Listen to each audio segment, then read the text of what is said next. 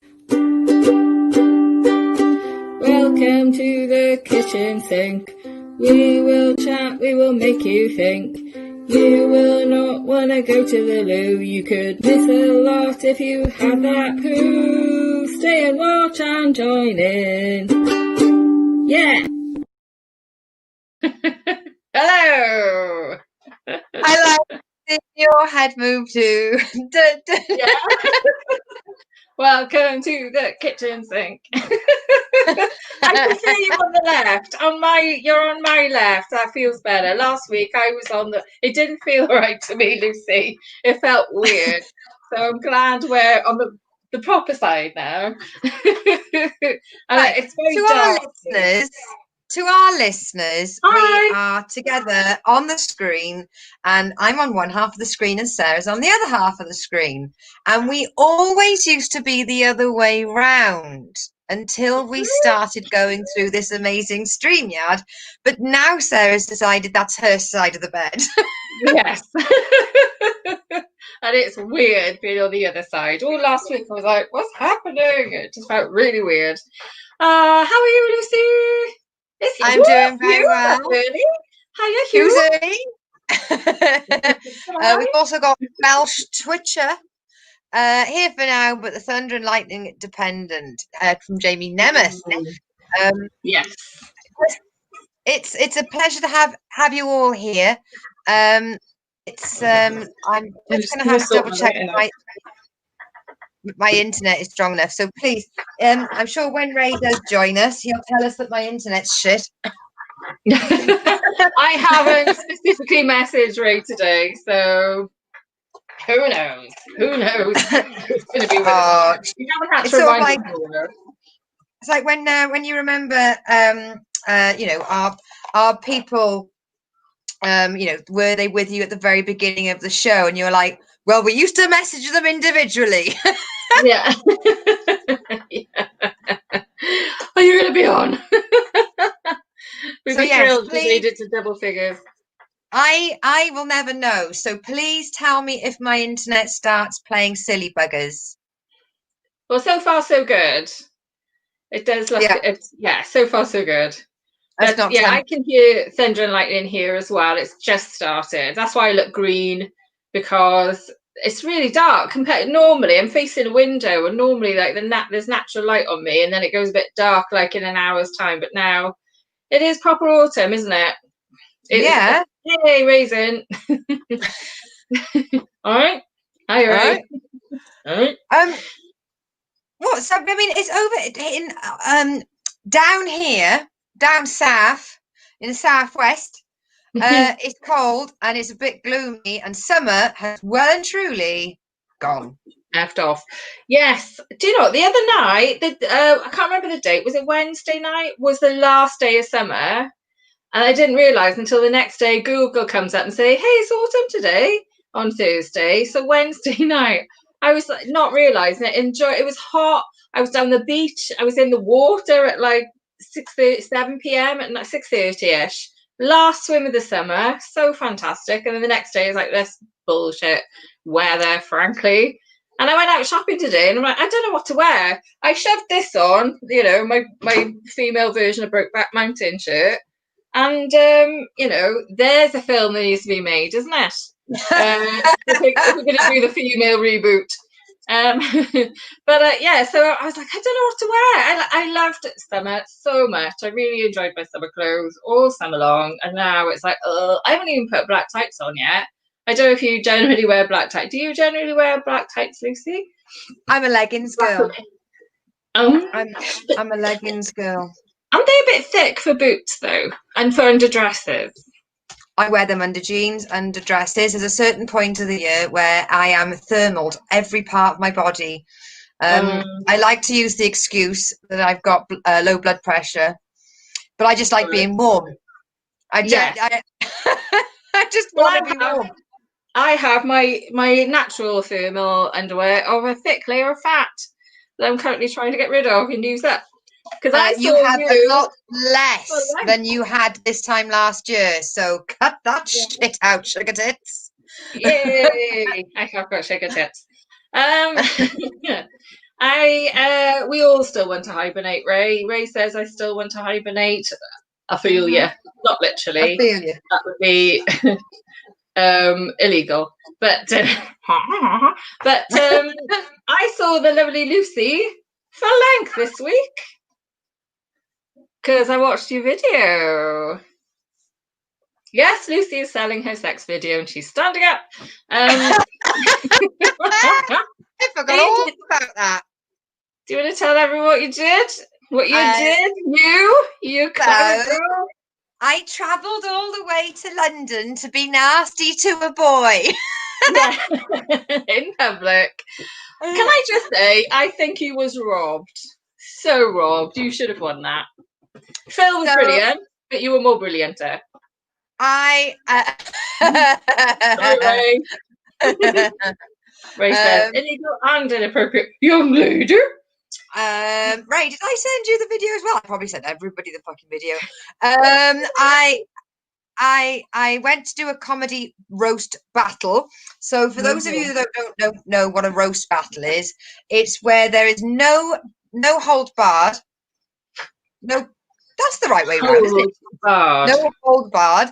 Where you just you make very insulting and witty low blows, cheap shots. It's all welcome.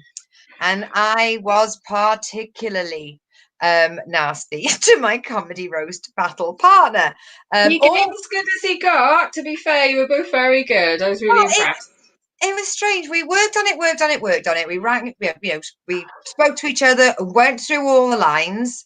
And then the night before, we both changed our some of our gags. And then when we were in the green room, I said, "Do you want to go through the gags?" And Phil went, "Nah." Why? Yes. So I had a little bit of help from our Kyle Davis. I had a little bit of help from our Hales Corney. Fab. Hales and I have a shared interest in serial killers. And even though I was insulting my comedy partner in a witty way, I wanted to make sure that there was accurate details when it came to mentioning a serial killer. So I needed to double check something with her. Because Hales is Google when it comes to serial killers, rather than Google being Google. Well, Hales and I belong to a group for people that enjoy serial killers. Okay, you weirdo. And there was a TV program made about the British serial killer Dennis Nielsen that came out just this week. We've got a new listener, Dashboard. Hello from Warrington, Christian. Hi, Christian. And I don't like anything with cannibalism. That's my level. And I hadn't watched the documentary, but Hales had said she had, and I wanted to make sure that I was factually accurate. By the way, your internet started fucking about. I can hear you, but you're a little bit sticky, as it were. Right. But yeah, I haven't seen it yet. Jamie says saw it the other night, and there were many Delta Corner looks different jokes on the old Twitter. But it does look good. I think I'm gonna give that a go. Absolutely. But yeah, well done on the comedy roast. I loved it. It's on your YouTube for anybody. Don't go now, obviously. No, it's not on my YouTube. You have to be sent the link. Oh, why? Ooh. Okay, should we have a competition? Oh, let's do a competition and see whoever wins gets to see the link. I feel like I've won already because I have it. It's a case of I did cross the line in some parts. It was close. It was down to I think that third judge should have bloody well put his big girl pants on and just bloody made you the winner. Well, there were 5 jokes, and the third joke was a little bit close to the bone, And for that reason, my comedy partner has asked me not to post it because although he gave me permission to touch that subject, he doesn't think Right. his family would appreciate it Okay. being broadcast. Fair enough. So Fair it was enough. definitely a case of miss it, miss out. Yeah. Um, Mm, I probably will. If people contact me, I might send it them, but it has to be they have to be willing not to share it, so to speak. right.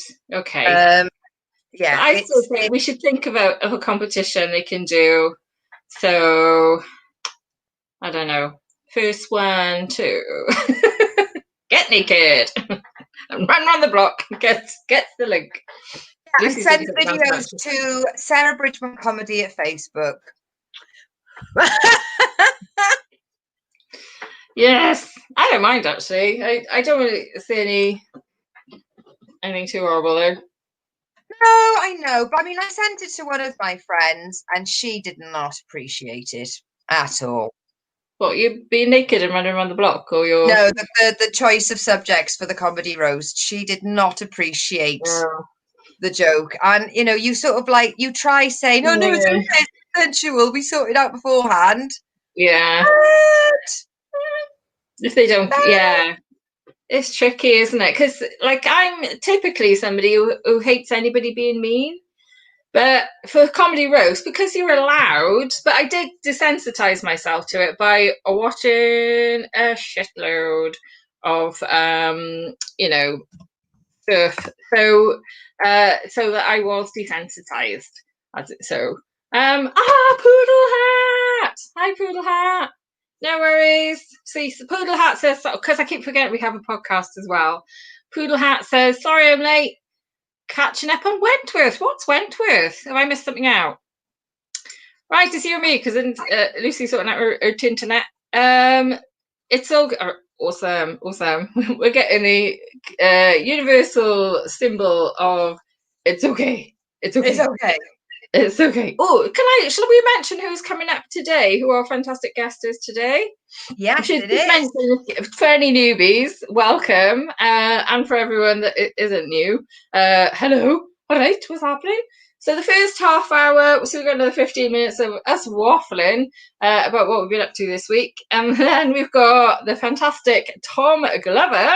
So it's not often we let men on the show, is it, Lucy? But you've got to give them a go. Sometimes you've got to help them. You've just got to help them. Bless them. Poor buggers. They need a hand, don't they? Bless them. They need a little hand. Hello, Right. Jim Howarth. This message here, this is very important, this message. Do you remember last week I decided to go into the machine and absolutely fuck up the IT? Yes. It was Jim's show. I decided to destroy. Thanks for allowing us to destroy your show. Well, you didn't. Talk about double checking today. I was like, every button I pressed, I was like, is this my button? One? Is this one? Is this the right one? Like that. Click. Running away.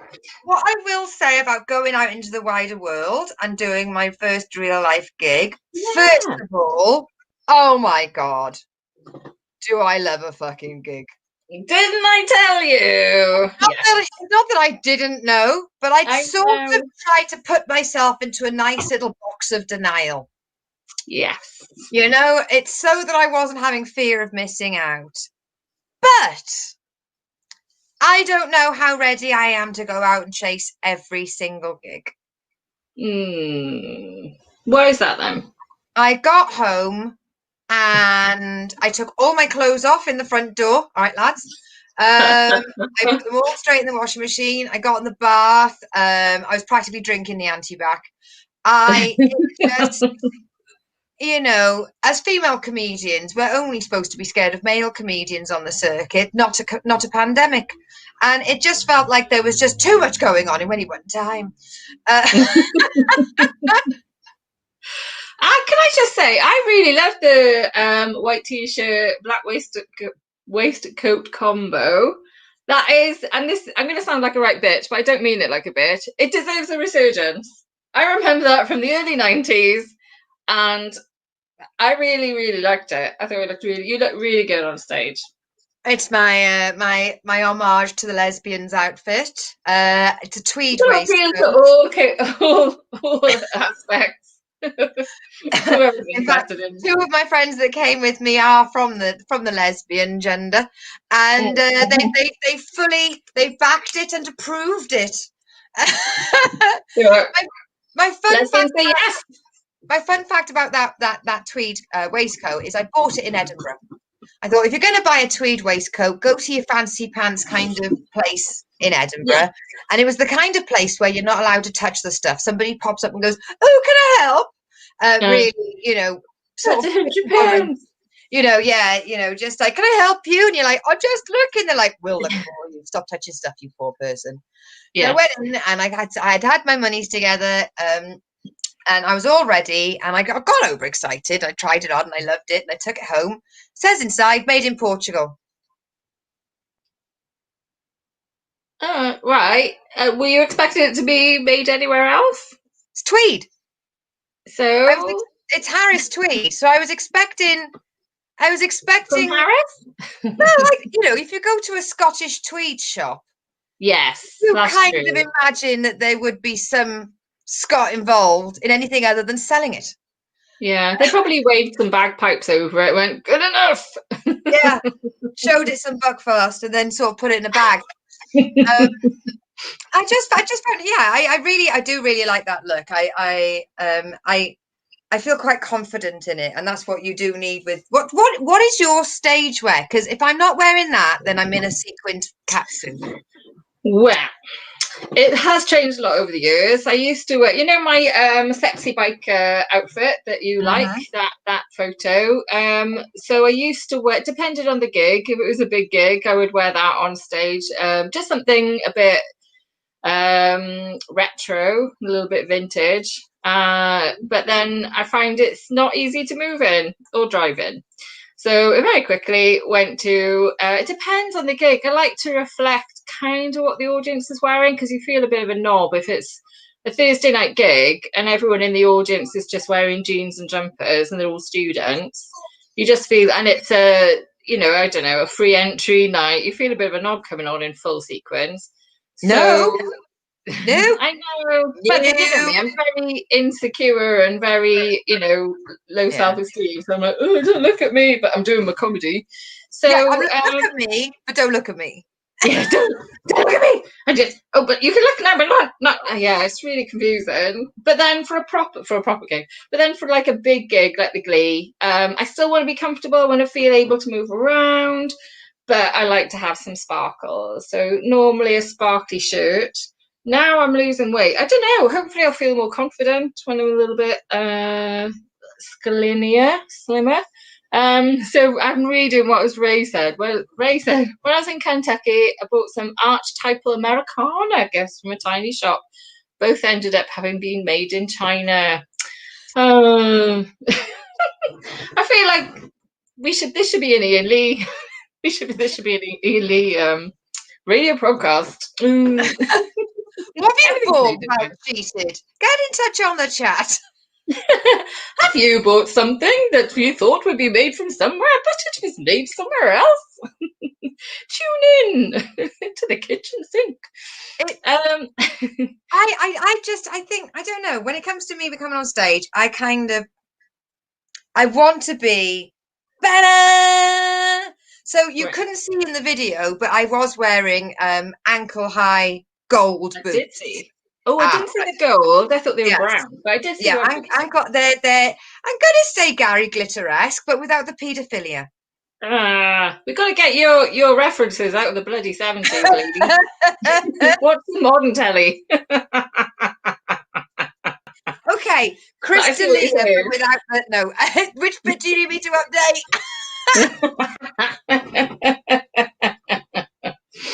Maybe not. Oh, Ray has mentioned Kiri Pritchard McLean. She has got fabulous stage. Yeah, Kiri is one of my inspirations when it comes to stage outfits.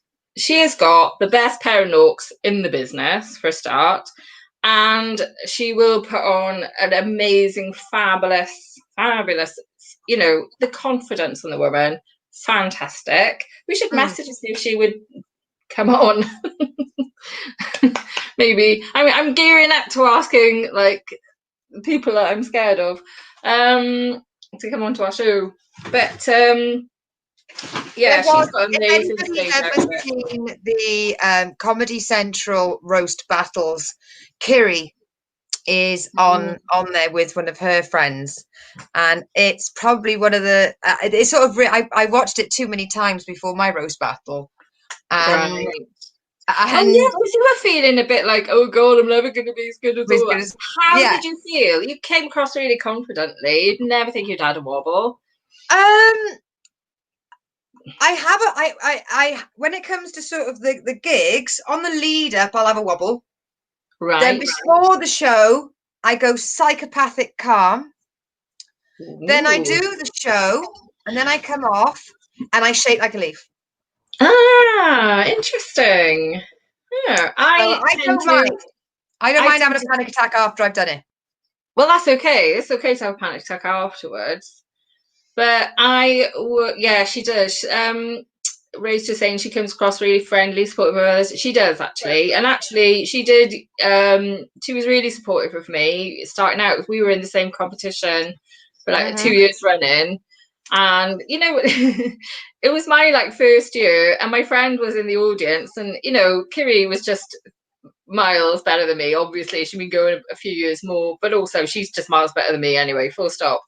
And after, but my friend, I was like, oh, how do you think how do you think I did? And she's like, yeah, you were good, but that other one was just so much better. I was like, oh, thanks, Cal.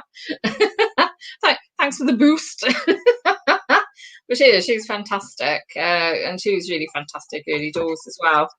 But yeah, my process, as it were, stage process, is to just, I'm fine, and I've got all what I'm going to say and stuff, and then on the day before I'm like, yeah, I'm going to smash this out of the park, it's going to be amazing. And then on the day I just get slowly more and more stressed out, more and more nervous, convinced I'm going to forget everything until I go on stage.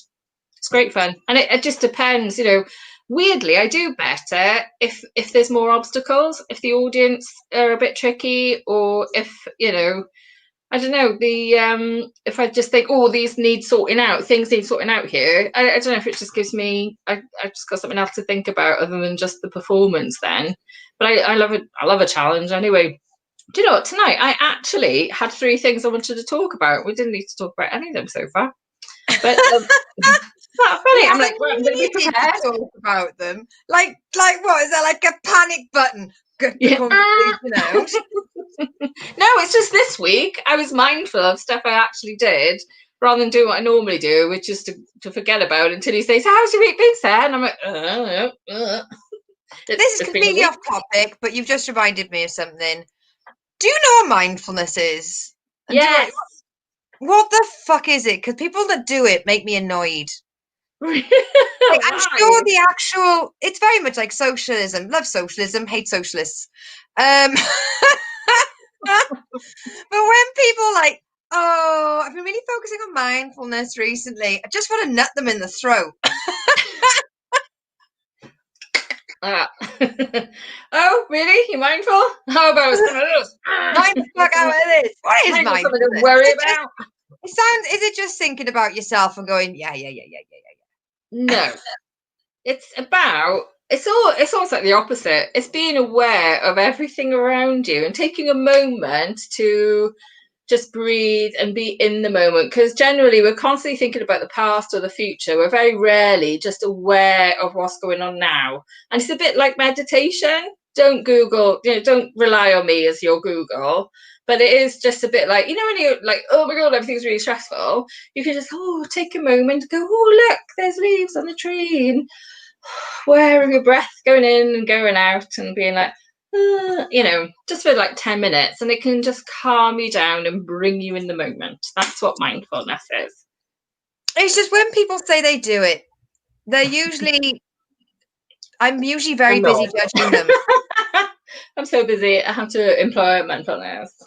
I don't know, it depends on the situation, I guess, really. Why have you been afflicted with mindful people this week? I used to live in a very holistic town. It was a hippie town. Glastonbury?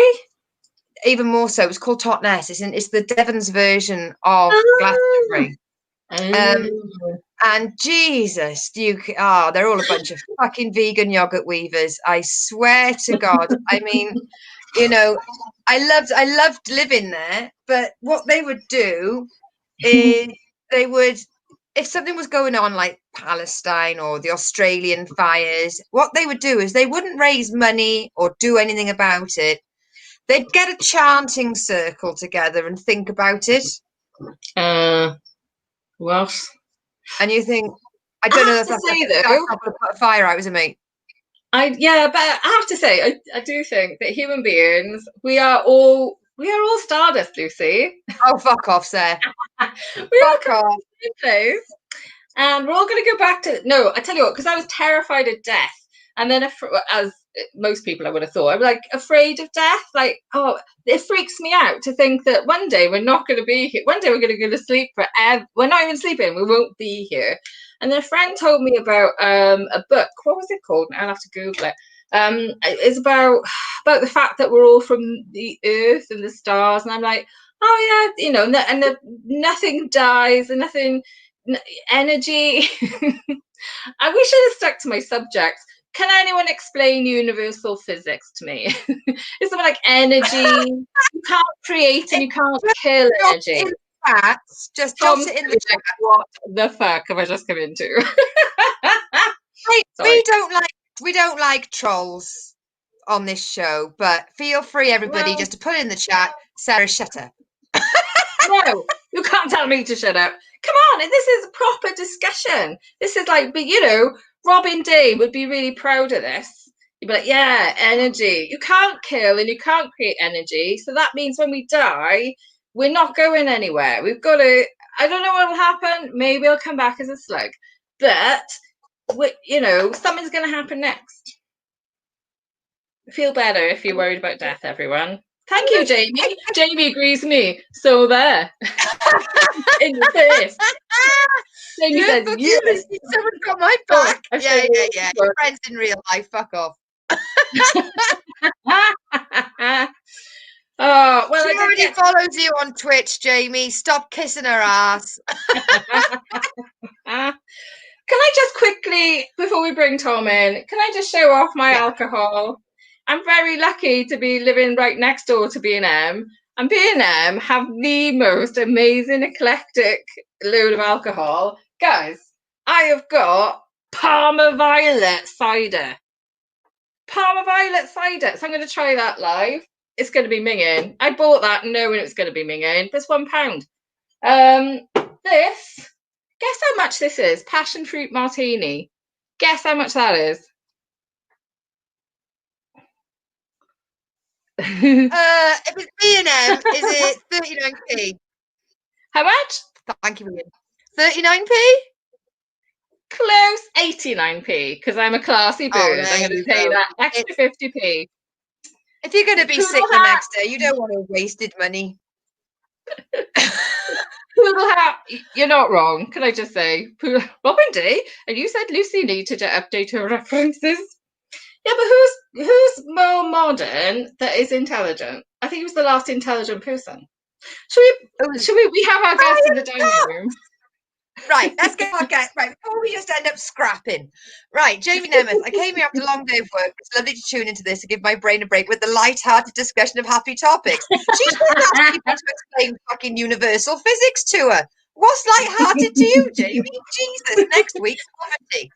I can't help it if I'm intelligent. If I've got cider. Right, I'm a grockle. I believe Tom is born and bred. Right, that is not what you do with your fucking cider. Get Parma Violets out of your apple brew. Professor Brian Cox, brilliant. Another man bringing up Cox on Twitch. Right, right. We've got our guest. We've got our guest. He's in the dining room. Everyone, look sharp. Up. I just realised I quoted Wiley, who doesn't always quote an anti-Semitic rapper before bringing on your best guest. So, without any further ado, bringing in Tom Glover. Hey! Hello. Hello, Tom. Hello. Hello, how are you? To the kitchen sink. Oh, exciting. I mean, I'd like to be in the dining room where I was before. Is there a buffet with this podcast stream? Oh, yes. Yeah, that's a good point, actually. Yes, we have. We could. Tom, there would have been a buffet, but due to COVID, we're Oh. not allowed Yeah. to provide any food. Not allowed to eat. So we'll put a tuna sandwich in the post, leave it for a week so we know it's not contaminated, and chow down, love. Lovely. And I like a beige buffet, so there will be some curly crisps. So they'll be a bit stale as well. Right, is this sacrilege? I'm going to put my cider in a wine glass. But is that Well, sacrilege? I love a Putting fruit Parma cider. violets in your fucking cider. Passion fruit cider, that's the best. Is it? Yeah. This one's Parma Violet, but I do love some passion fruit. So I'm going to look out for that. It is going against the whole idea of cider, probably. And I'm probably committing sacrilege as a man from Devon to say that. But yeah, passion fruit, Recorder Lake passion fruit cider. Oh, that is a good choice. I do like me. You get yourself down the cider bar and you ask him for bloody Parma Violet cider, he'll kick you right out. Oh, by the way, Lucy, Tom, Lucy. Hello. Lucy always tells me off for not introducing people, even though she's had weeks to like research you if she wants. But yeah, good have done. Welcome. I mean, I was ready last Thursday. I was posting about the show. I was ready to go, and I had the wrong day. Yes, but you were keen. I loved it because you're like super, super keen to get on in there. So you were very welcome. Now, last week we had about 211 people watching at its peak. Do you feel pressure here, Tom? Well, what are we at today? We're struggling to make double haven't come up yet. No, it's the thing we've got to live with online viewing figures. It goes up and down depending on whether there's sport, whether there's TV. And I work in a restaurant. I've started working in a restaurant, and yesterday the government said everybody stay the fuck in and stop licking stuff. And today we couldn't have been more busy. Everybody was like, "Well, I'll show you. I'm going out. Fuck you." Because they think they're going to be locked up again. That's why. Hey Tom, you was robbed on Winter Wipeout on BBC One, and did you enjoy your pole dance with Amanda Byram? You're going to have to explain that. I did. I did. Winter Wipeout. I did Winter Wipeout. It was the winter total wipeout, and flew out to Argentina.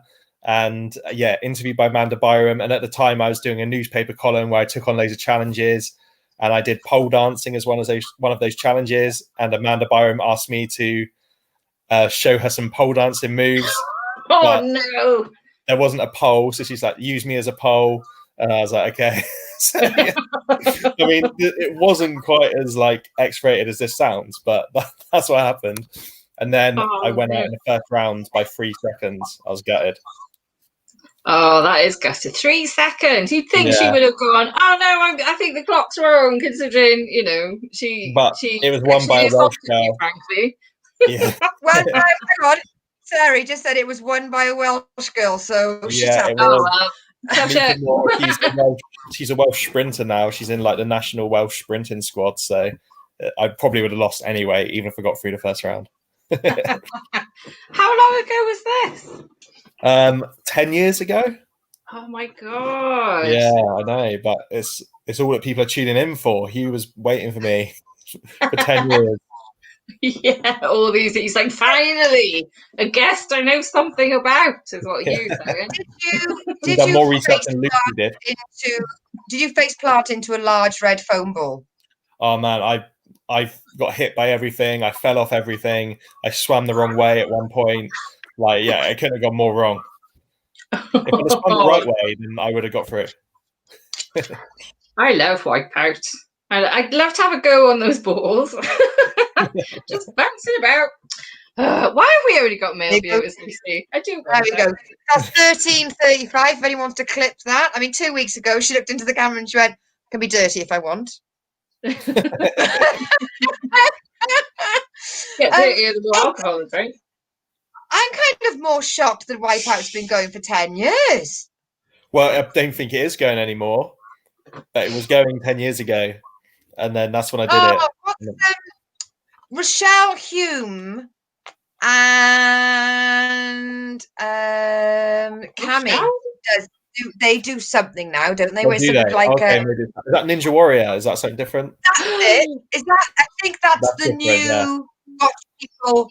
But one second. First of all, one of our viewers has said, "I'll only last 3 seconds." The Man Pirate 2. You know, set yourself the challenge. Go 4. I don't know what he's asking me to. What the video is? I don't know if it's connected to I don't know what the only video lasting link with. is. Probably won't click on it. No, Is it safe for please send work? it on to Sarah Bridgman Comedy. Everything goes to Sarah Bridgman Comedy. She goes through everything. In about 3 years' So time. can I ask Tom, where in Devon are you, sweetheart? I'm living in Axminster in East Devon, home of the carpets. So which part of can you show us where so you got Devon down here. So I know where Exeter is. Is that Cornwall's, Cornwall? Right. Cornwall's right down here. Right, I'm trying to Right. Cornwall's here. Then it goes Devon here, and then Yeah. it's Dorset here. And I'm right on the Devon-Dorset border. I'm like, I could walk to Dorset from my house. So I'm from Dorset originally, and then just cross the border because the houses are cheaper. And so that's what I live at. Right. Oh, nice. This So how long's this show been going on? Have you been doing this since the start of lockdown? too fucking long. Pretty much. Really? Yeah. Right. Sorry. She tells me off if I get a bit negative. Okay. So yeah, I don't know. This is week 24, isn't it? Is this? So you hoping for another lockdown to get more people back at home? They've watched all their box sets, so they'll be straight on the kitchen sink. I'm hoping so. We're due another lockdown, aren't we? If it benefits them and it benefits us. Did they ever let you out in Wales? I thought you were just always locked down in Wales. Mark Drakeford, who's the First Minister, would love to lock us all down. He loves treating us like he's like this headmaster of Wales. Drives my mother insane. Shout out to my mum because it's her birthday today, 77. Or as my mum likes to say, I'm only 77, you know. So it's her birthday. We've had a nice day today, but I love going, oh, Mum, have you been watching the Welsh Assembly government lately? And she's like, that Mark Drakeford? Oh, and she gets really riled up. It's hilarious. But yeah, he does talk to us like he's our Prime Minister, like he's the headmaster. And he's like, oh, well done. You've all been staying in. But the COVID is rampant. So you have to stay in a bit more, right? So he's hilarious. We were allowed out briefly, but it looks like we've got to go back in again. Yeah, I don't think I've been outside of Wales, actually. I kind of... Oh, no, I have. I have visited... Yeah, I went to Buxton and I visited my sister, who was about half hour north of Lucy. So in Highbridge, in Somerset. Oh, so, I don't know Highbridge. You got a friend in Highbridge? No, I don't know Highbridge. I've never heard of it. See, sorry. Highbridge is a bit close to Bridgewater. Right, okay. I know Bridgewater. Highbridge sounds nice, but when you go there, you're like, oh, it doesn't live up to its name. It's all right. My brother-in-law might be watching. If he is, oh, it's lovely. But I love it more because my sister's there. My family's there. That's what I love about it. It's all right. It's got a walk. You can do a walk. Yeah. With some sheep. That's fun. Good. Bridgewater has a carnival. Yes. 1 second. I've just got Bridgewater and the tourist boards on the phone, sir. Would you? Do they want me to do anything? Yeah. So what did you say? So they got a walk? They've got her sister as well. Oh, and a sister. It's I'm in Tiverton, so I've just looked it up. I'm 26 miles away from you.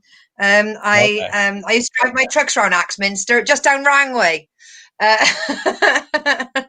I go cross country, cross 5 mile drive to get to Tom. But I think Devon's the best place ever. So I am Welsh, but I'm in Devon, which means where I'm allowed to go places and do things, whereas the Welsh aren't. We are allowed to go places, but some You're of not us allowed can't. over the bridge. Are we? Are we not allowed over the bridge? No, the bridge is blocked now. No way. Yeah, Really? they blocked it. Yeah, no one's in or out. Yeah, we've built a big wall of mindful people holding sage smudging sticks, and we're just keeping negative energy and bacterium out.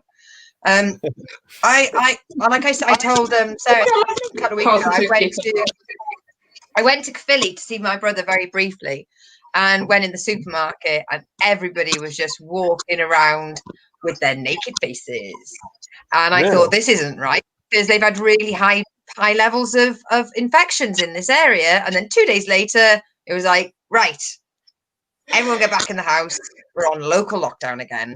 Naughty. Really? Well, you think it's because of the masks, when really it's because they're all shagging each other, Lucy. Well, I was looking at, because I still follow Dee Maxwell, one of our previous kitchen sink guests. So she tweets a lot about the new sanctions up there, and I've got a friend who's near Aberdeen as well. So I've got a couple of Scottish friends that are updating their pages with what they're allowed to do and where they're allowed to go and stuff. And it's Very the Scottish, right. So the Northern Irish, they're not allowed to go anywhere. Their households are banned from meeting. I think the Scottish are banned. You can go to a pub and see a stranger, but you can't go to like your mum's house. Yeah. and if you walk along the street with your family, you've got to just like blank them. You can't look at them because that's called mingling. You mustn't mingle. You can talk to a waitress or a barman, but you are not allowed to speak to your sister in the garden. It's like, crazy. It's all mad. So how's lockdown been treating you, Tom? I quite liked full lockdown. That was more easy to understand, and like you knew what you were doing. Now it's just like I don't know what's going on. Like the rules change so quickly that I'm just living my life, and then hopefully I don't get arrested at any point. Yeah. But yeah, lockdown was mad because I've got 4 kids, so it was like yeah. So I got 3 of my own and a stepson, and it was like non-stop the whole time. So like I'm busier than I've ever been because my partner works for the NHS, so she's like working all the time, and I've got like 4 kids at home. But they're back at school now, so it's slightly more chilled.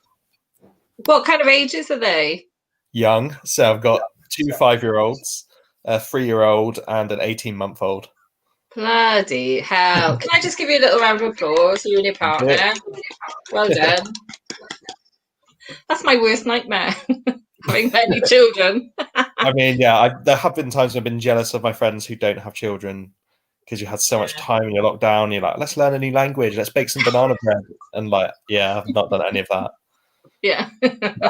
I've survived and everyone's still alive. That's literally it. I haven't murdered them. Keep the humans alive for the day and then you've achieved. Yes. Yeah, my friends go up. I've got one left. I've got a friend who's she's married and she's got 2 children. One's he's 10 months old now, and the other one is 4. Keeping those 2 busy. And now the 4-year-old has been in school for 2 weeks, and now some snotty little snot bag has got COVID in the other reception class, but he's had to self-isolate. The whole class has had to go, and she's like, why? No. He should just So I do feel for you. So it won't be long before they're all back home again, I should imagine. Probably. I mean, I don't mind it, to be honest, but I'd like to know if I have a career anymore. Oh yeah, because Like worry. you are a professional comedian. Yeah, I was. Last week I had 3 gigs, like all 3 in theatres, and I was like, oh, it's coming back. It's almost back to normal, although the audience will wear masks. And then it's gone again this week. Yeah, it does feel a bit like that, doesn't it? It does, yeah. Yeah. I kind of started forgetting about it and being a bit like blasé and snogging strangers in the street, looking lampposts, the usual kind of thing. And then they're like, oh God, here comes the COVID. Yeah. God damn it. Although, like you, I really enjoyed full lockdown because things like no traffic on the road, hearing the birds was nice. Yeah, that's good. Being slightly afraid of the police and being like, ooh, I've done 2 walks today. Try and catch me. Yeah. But that was simple though, wasn't it? It's just stay indoors. You got 1 hour's exercise a day and you can go food shopping. That was easy to understand. But I felt like they did it too late and then they opened it up again too soon. And now they're just closing the pubs an hour early as if that's going to stop anything. I don't get that. Can anyone explain to me the point of closing an hour early? Because if you're someone who just wants to drink, you're just going to go out earlier and still get hammered. And still be with the same people all night. Yeah. Can we get Boris Johnson on the show for next week to explain himself? I don't think he's busy. I think he's I'll send him a tweet. Probably on holiday. Yes. Wasn't there something on the news a couple of weeks ago? Was it a week ago where it was like, was he in Papua New Guinea or somewhere? And everyone was trying to... Sounds right. He's probably there somewhere. And he was denying it, or he wasn't confirming he was away. I'm like, well, we're all allowed to have a holiday. I was well into the briefings in lockdown. You tune in every night. It's like the new EastEnders. It's great. But now, what for me is... Yeah. Has it changed your... masks? Does it change your set at all? Did you put any COVID stuff in your set? Yeah, well, I MC a lot, don't I? So I've got a fair bit topical stuff, and the audience interaction is slightly more COVID related than it used to be. But I think people have had enough of hearing about it, to be honest. By the time they get into theatre, they want to just forget about that for a little while. Yeah, it's just fair enough. I had one in real life gig, and it was brilliant. And it was outdoors. It was in a park, and it was lovely. But I was trying to gauge whether the audience wanted to talk lockdown or not. And I think they were okay, but this was a month ago. Whereas now, it's everyone's it's in everyone's mind. But I think they do appreciate hearing jokes that aren't about COVID as well. yeah, definitely. I mean, it was interesting to me. The other acts, how the first actor on, Dan Thomas. All right, yeah. I think he just alluded to it and then just went on with his usual set. I think that's good. Yeah, I think that's probably the best way, isn't it? Yeah, cool. We don't worry about it for probably 6 months now. Yeah, we're back in, but without government support. Because I was wondering as well, what do you guys think? I was wondering, how much money has the government got?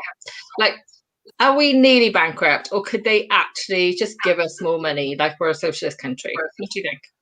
I literally have no idea how it works. The national debt is trillions, is that right? Or is it billions? According to my mum and dad, 3 trillion. But 3 trillion. That doesn't mean anything. That's my mum and dad. They found the money for all the universal credit and all the furlough and the Eat Out to Help Out. I don't know. I don't really understand how it works. But I'm pretty sure they could give money if they wanted to. You've got to go to that island where everyone's very handsome and pretty and they wear a lot of gold. And then you do... No, Game of Thrones. Sorry.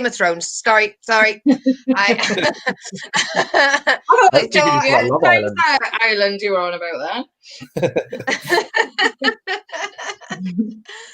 It's unprecedented times. But I was going to say a lot of people have managed to try and be slightly creative while still being in lockdown. Have you managed that, or is it still just getting 4 tiny humans through every day and comedy has completely been on the back burner for you? I tried initially because everyone was just right, let's go online and do stuff, and I made a few videos, but like I find it really. I love live performance. I love hearing the audience and the audience For fuck's interaction. sake. Sorry. The reason why I'm saying that is because I'm fed up of people saying I prefer live performing, because people that do online comedy choose to. It's not either. What do you do, People- Lucy? Do you I'm do with you, stand-up? Tom. I'm with you, Tom.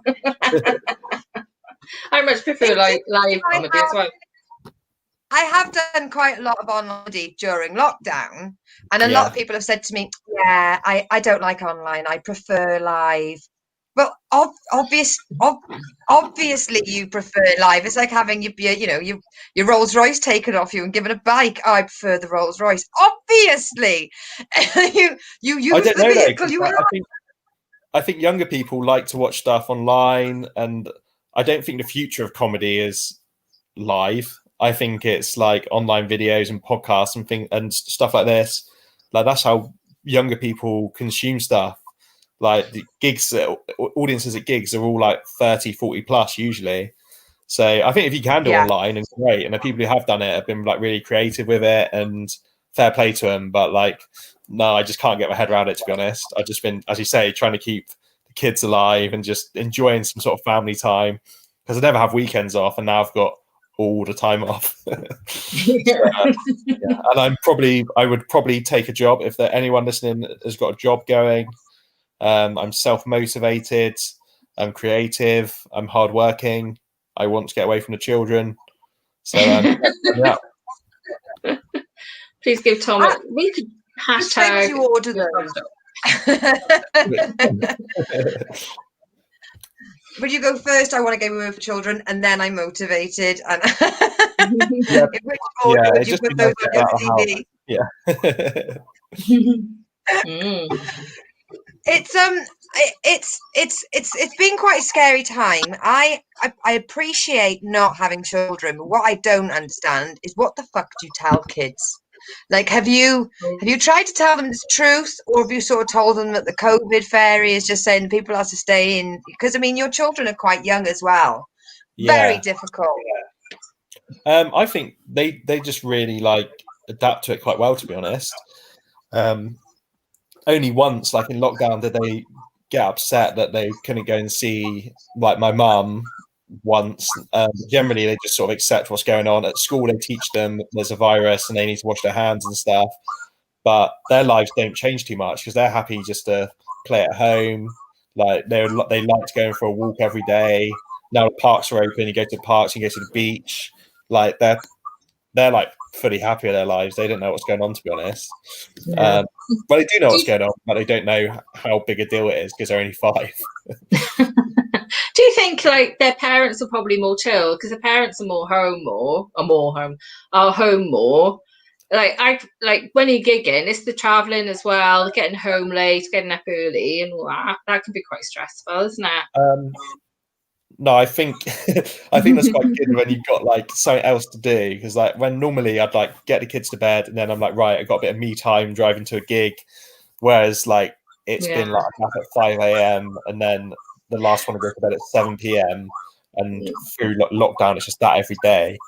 But yeah, I suppose you're less like you got less else going on, so it's not elsewhere all the time. So yeah, you can enjoy it more. And yeah, like I said, I enjoyed it with the kids early on, but yeah, it'd be good to get back to normality before Christmas.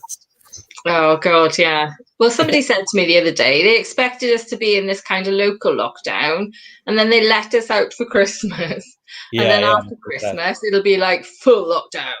Like, and I'm like, oh God, that's a fun prospect. Well, they reckon that they're working on this testing where they'll be able to get a result in 20 minutes, so you'll be able to just test and then go and get a result and then go about your life, basically.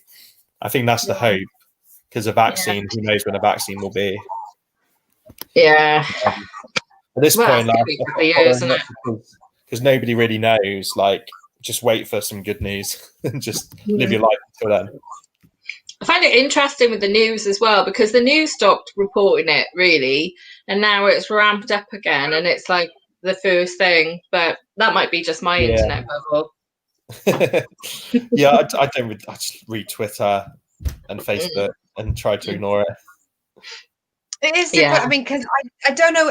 I personally have a very mixed bunch of friends on my Facebook. Facebook's the one I read the most.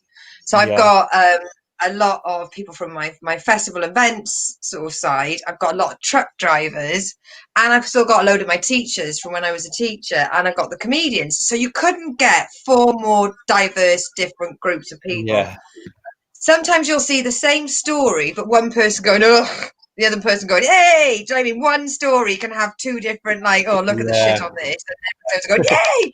I mean, I don't know whether or not it's true or not. Somebody, Katie Zane, I think, one of our previous guests, I think it was her that retweeted it, where somebody had booked a test, gone for a test, missed the test, and got a positive result. And it's like...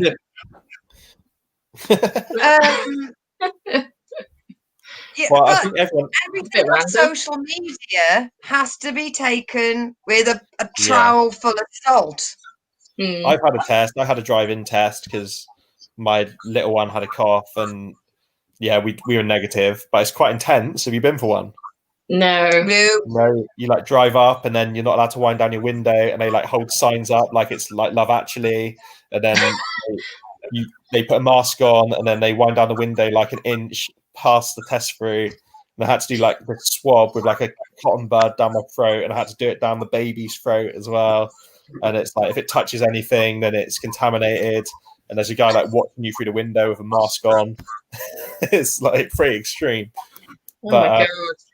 They've run out of tests now, apparently. I'm pretty sure I saw that episode of Torchwood. Yeah. It's like a dystopian Love Actually, isn't it? It's like dogging, but cotton buds. A lot less sex. Yeah. Tom, I'll send you a link. I don't think you're doing dogging properly, but oh God. It's I appreciate that some people haven't been able to create. I think appreciate some people have been able to create, but I am very grateful that there's been an audience out there the whole time, whether it's out there they're supporting venues or just following people on social media, even if they're not producing. I think one thing we can say is that the audiences have been absolutely fucking bravo. Yes. Yeah. Thanks for watching. Yes. How many people are watching now? We've had up to 20. It's going up and 20. down, but 20. Sometimes Bravo. That's our usual audience size. Yeah, but they said they said that they were going to do this seat out to help out. Did you see that? So we get a lot of our listeners. We turn this into a podcast and we put it out. We got a lot of listeners in Houston, Texas, and we even got one in Nigeria. And we had a government scheme called Eat Out to help out, and the government paid half the bill. So you'd go to a restaurant between Monday to Wednesday and you'd buy some food, and the government would pay half your bill to encourage people to go back to restaurants. So they were trying to get people to do the seat out to help out, where you buy a ticket to an art show, be it play, theatre, music, whatever, and the government, they put forward that the government buy another seat because the venues are losing half their seats due to social distancing. So what they said is, if we do it, if you buy a ticket to an art show, we'll give them money off at a restaurant near the theatre.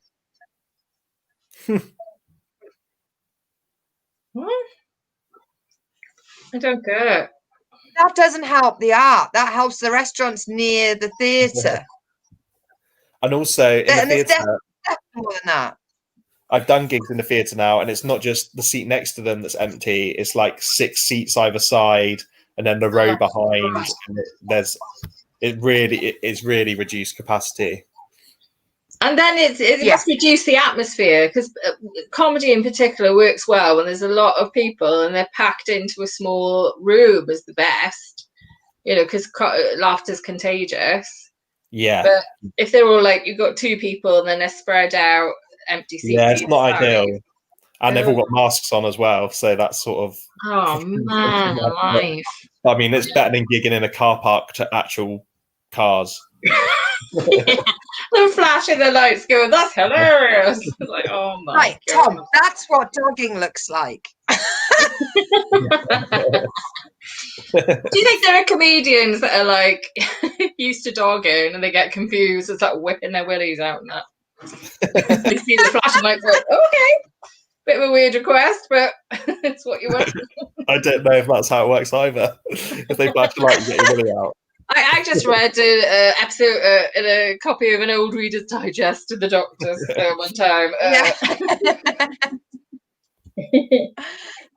It's so have you've said you've done 3 gigs. Have you got total yeah since March? So 6 gigs. Have you got more booked? Or have any of those sort of pulled out? Yeah, I was meant to have 2 this weekend and they both got cancelled after the announcement. I've got one in a big theatre in Weymouth, which is monthly, and that should still be going ahead, October the 15th with Reginald D. Hunter. Yeah, if everyone in Weymouth is listening. But that's a really big theatre and they can social distance, but I don't know now because they can't serve them drinks at the bar either. So they can't serve them drinks at the bar and they can't sell more than like 20% of the seats. So it just becomes like unviable really.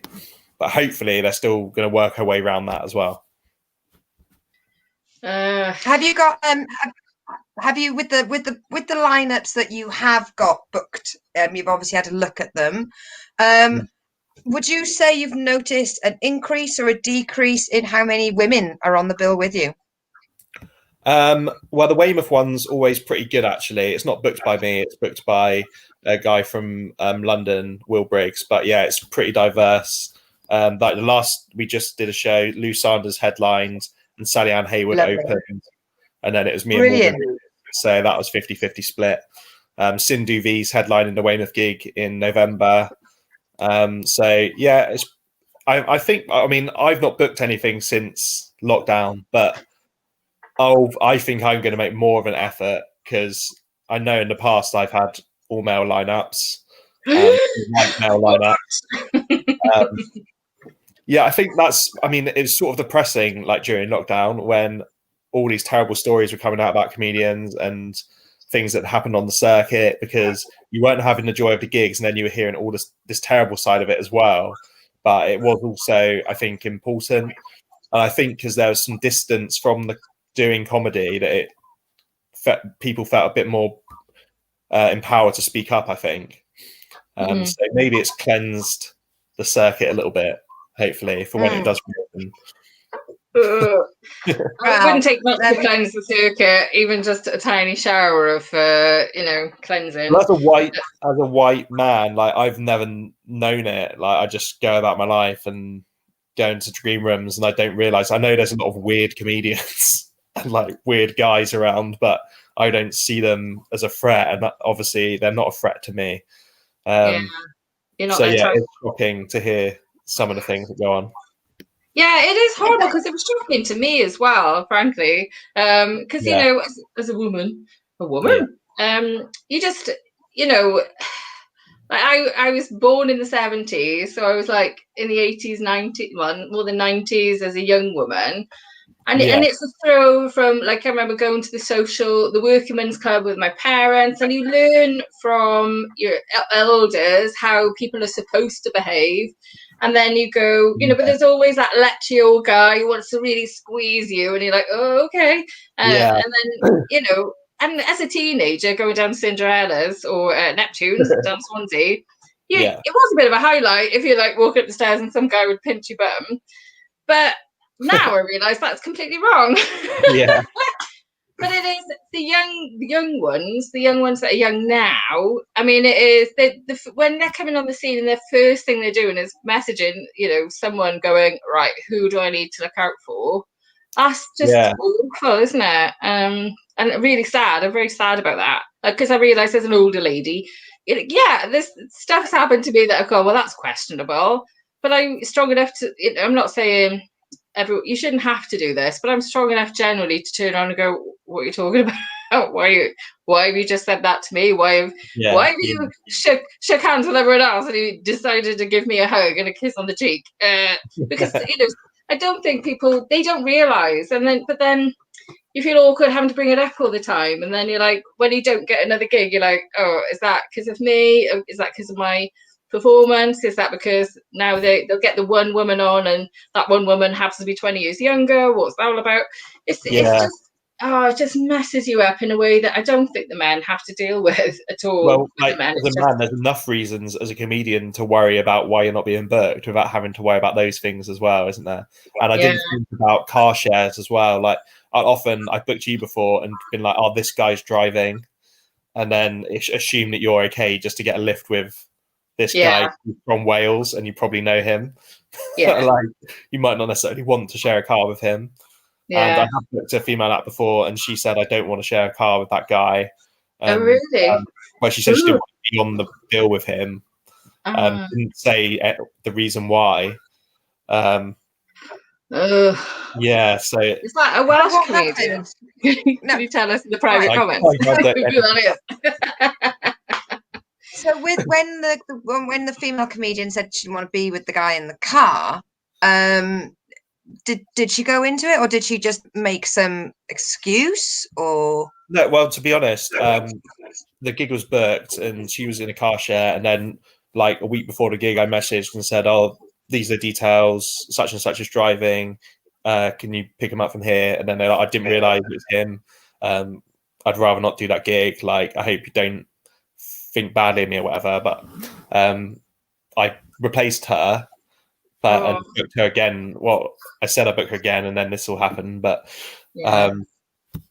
it's so hard because it's hard to know what to do, isn't it? Yeah, because should I have not booked? Should I have cancelled him? It's really difficult. Because... okay, let's talk about it, because I'm like, okay, what? There's so many. Yeah, go on. But there's so many reasons. That if she told me that I wouldn't book her because I'd see her as unreliable because she's pulled out of a gig at a week's notice. But that's not how I felt. Like, I felt bad that to have presumed that she would just car share with someone. But yeah, like she hasn't said like he's done anything bad or anything. It might just be they're just a bit of a knob. They don't get on with each other. Because there's people who you don't want to sit in a car with for 2 hours. Doesn't mean they necessarily done anything wrong. Yeah. But yeah, if they'd said that they've done something horrific, then I would have dropped the man in that situation. There's comics if things are coming about some comics during lockdown who I won't book again, who I used to book and thought of as friends. There's what, I mean, it's just as important to keep an open discussion with everyone that promotes, because it isn't an easy thing to know what to do, and it's certainly not easy to get in the mind, or if you're a straight white man, it's not easy to get into the mind of a woman or anyone that might have had to deal with bullshit. And especially if we're like, because even if I said, right, this guy is full of shit, this guy is this, that, and the other, and he's done these things, and even if they're not, it could, there's guys out there now that should be banned from the circuit forever. And I saw somewhere the other, I think we mentally we can tell we know each other. We were talking about you, right? Yeah. That person is effing booked. He's on the poster for, was it Top Secret Comedy, Lucy? Yes, but that's been they apparently they were living in a cave during the Me Too movement, the comedy circuit, and they booked him by mistake, and they've now unbooked him for those gigs. What is that act doing trying to get gigs, and what is that agent doing with that fucking accident on his books? Yeah. Somebody have a word with him, please. Of the three male comedians that were all, I think, in the same Daily Mail article, say what you will about the Daily Mail, the fact that they even knew about this happening in the industry and that they wrote a story about it, salaciously or not, I think all three are back on being booked, because they've sort of kept their head down, and they thought, if they sort of like Predator, if you don't make any sudden movements and don't say anything, you can just come back. Yeah. See, I don't know what I'd do if I'd end up on the same bill as this person, because I've never liked this person anyway. And I have bumped into this person in Edinburgh before and totally shit out and not gone, I heard this about you, you knobhead.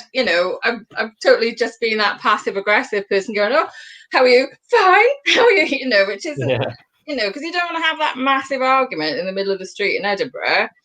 anyway, and you don't know because it's rumors, isn't it? Yeah, So oh God, it's just but not so much now because it's been validated by a few different people. But how would you feel, Tom, if you suddenly got booked and you noticed on the lineup that one of these defamed? I would say now in advance. I think if I'd say it's not right.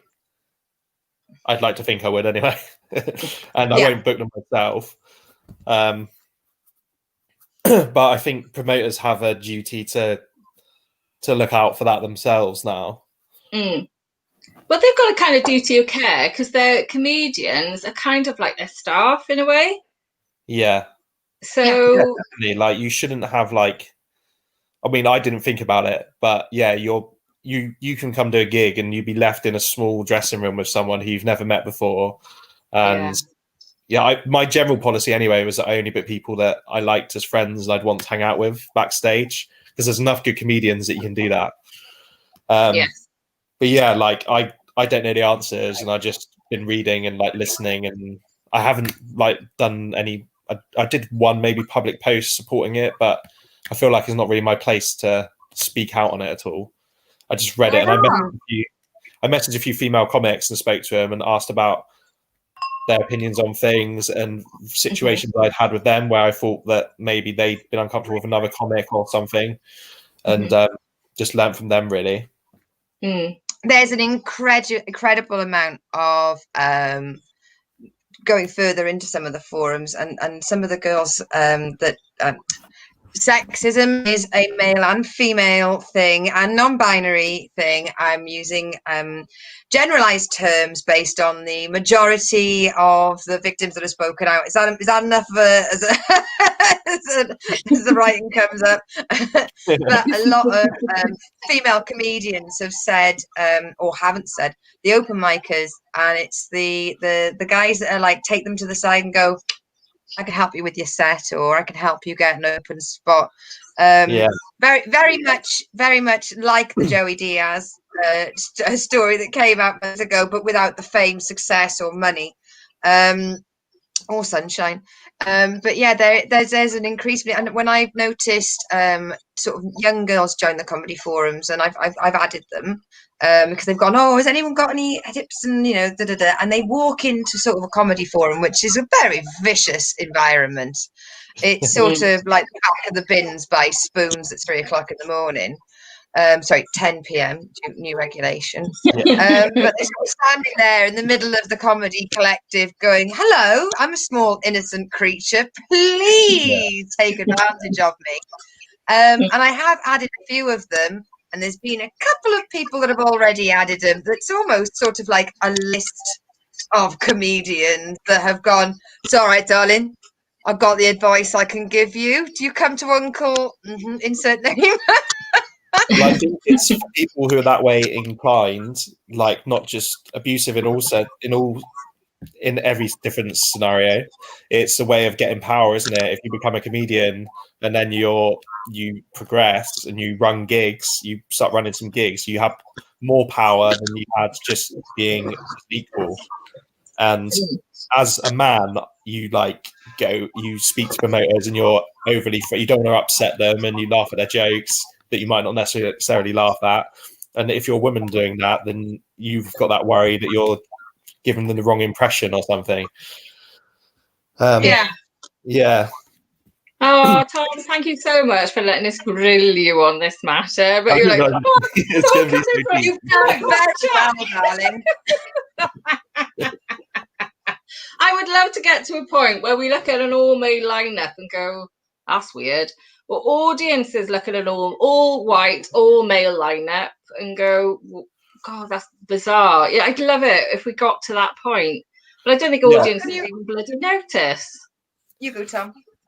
Well, it is bizarre, isn't it? Because like the more diverse the lineup, then the more different viewpoints the comedy's going to be coming from. So, like, you might not, as a promoter, as a white male promoter, you might not necessarily find someone else funny, but like if they're a successful comic, they've obviously got their own audience. That audience can be in your audience. Like who you book educates the audience basically, and the audience will come for the lineups you book. Yeah, because I've seen some promoters say things like, "Oh, my audience would like this type of comic," and I'm like, "Oh, give them a go."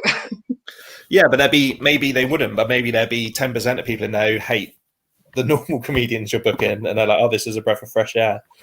Yes. Or can we make it a ruling? You know, if it's all women on the lineup, how promoters, the law, they have to put ladies' night, and they have to write it in pink, right? If it's an all-male lineup, it has to be called gentleman's night.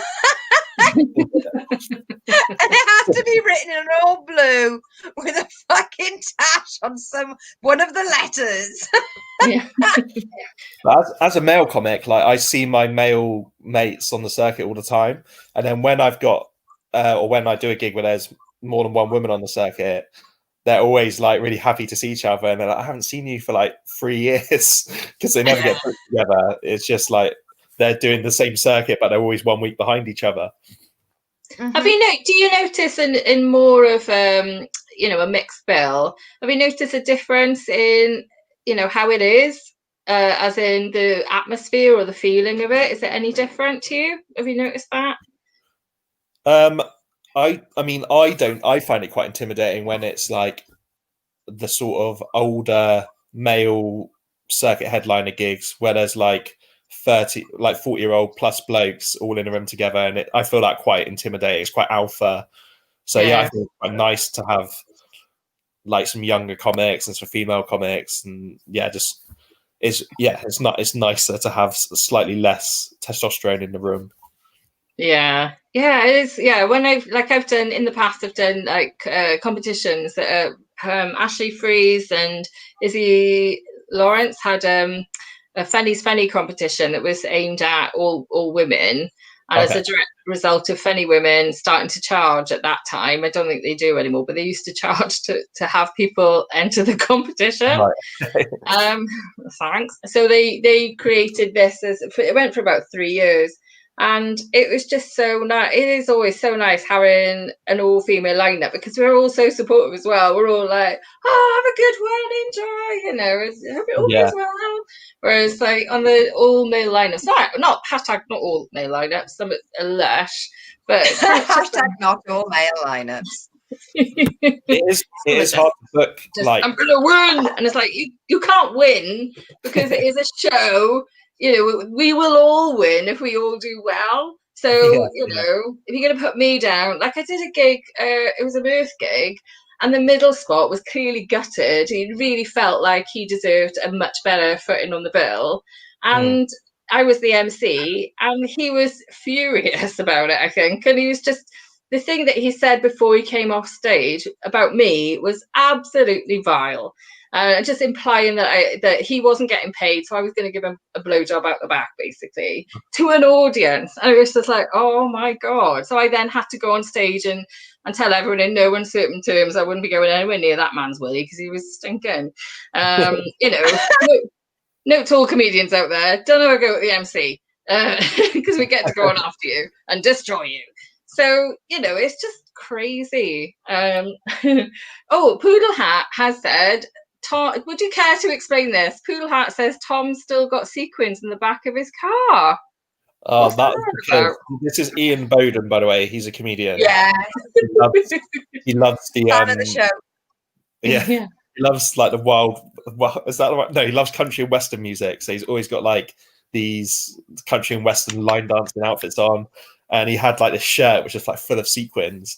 And I drove to a gig in Cornwall.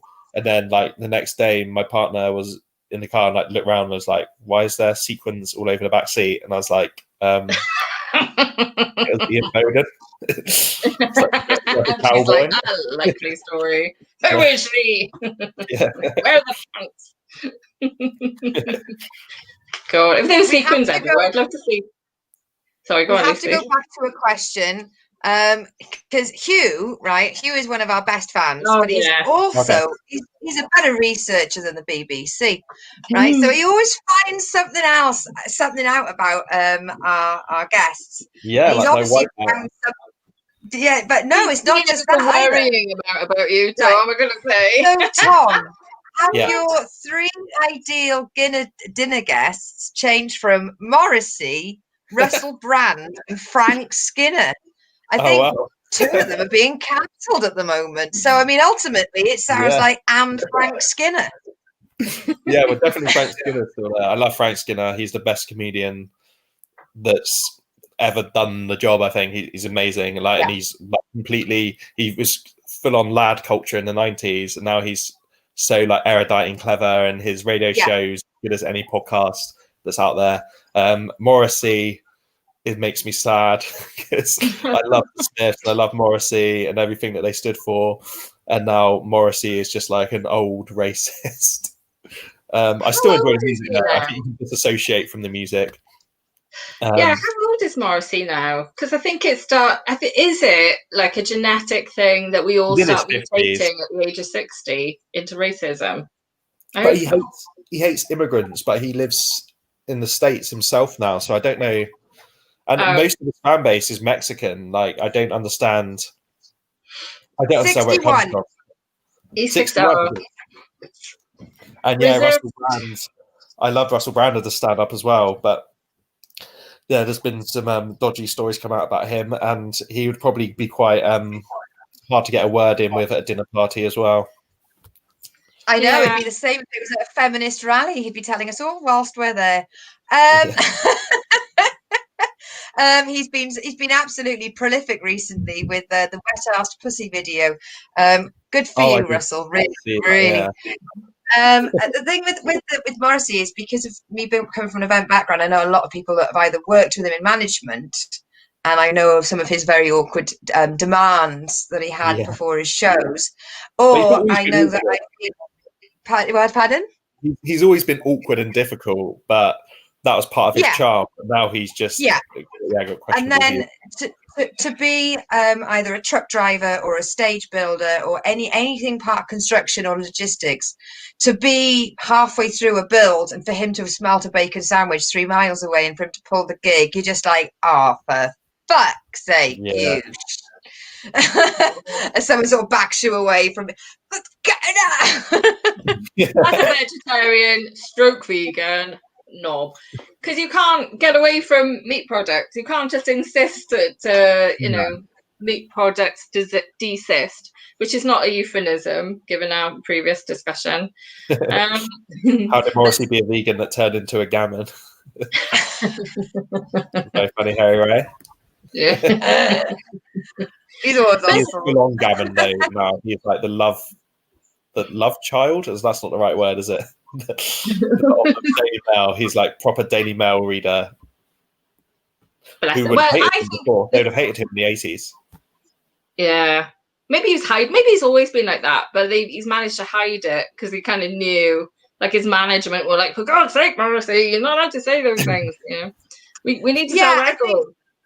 I think, you know how they say, like all these big scandals, and like, for example, you get like an MP who goes on a dating app and sends a picture of themselves in a saucy and provocative way. That gets sold to the papers and they are immediately asked to leave their position, because apparently that means that he doesn't know how to deal with affairs of the state or anything like that. And it's worked out the same way with finding out a lot about your stars, because there is more communication. Like in the olden days, in Victorian days, they were still knobheads, but people just didn't know about it. It was all behind closed door. And it's sort of, you see all these stars come up and you find out things about them and you're thinking, oh yeah. And then it's one person that you're like, and you're like, oh no. I only just found out recently that Joss Whedon is a misogynist, and I was like, oh no, not Firefly, not someone I like. Yeah. It's a shame. But some people would say that you can, why should you, just because the artist is a knobhead? I mean, Dylan Thomas was a massive alcoholic. used to beat up his wife. She used to beat him up back. So I kind of fair's fair, whatever. But does that make him any less of an artist? No, I I'm still think asking because I love Woody Allen, and he's very seriously dodgy. So I haven't been able to watch a decent Woody Allen. Well, there aren't any decent Woody Allen films. He's totally lost it. But Annie Hall is like one of my favourite films. I can't watch it anymore. But we should be able to separate the artist from the heinous. I mean, you know, Woody Allen's never been charged with anything either. So it's just. But then I tend to believe the person who's going, he did do it. So, I don't know. What do you think, guys? and can we go on to something more fun before we finish? Yeah, hang on. Can I just ask, Tom, have you lost anybody in 2020? We've all survived Corona, don't worry, we're good. For now. I've only lost heroes. Yeah, I'm very aware that we are coming up to the end of the section where we have you on, but we can't let you off the show without a certain number of things being done. So first of all, I would like to ask whether or not you happened to have a suggestion for another guest. Is there anybody you like or hate enough to put them forward for this show? As it might be a good mix. Sandy Smith, I think would be very good. Yes. Right, brilliant. She's amazing. Yes. Sandy Smith. And Andrew White would be good. Andrew. Ooh. Yes. There we go. Right, the guys on the chat, will you stop discussing Rolf Harris whilst we interview our guests? Come back into the room, boys. And the other thing is, so all our viewers and listeners can find out more about you. Do you have a particular social media that you prefer? For example, are you prolific more on Insta, Twitter, Facebook? Do you have a website you'd like to push? Tom's constantly taking photos of his food on Instagram. Lovers off the pie. Oh, mate, I had so many pies in lockdown. I put on so much weight. I put on probably 2 to 3 stone, and I'm now in the process of losing it.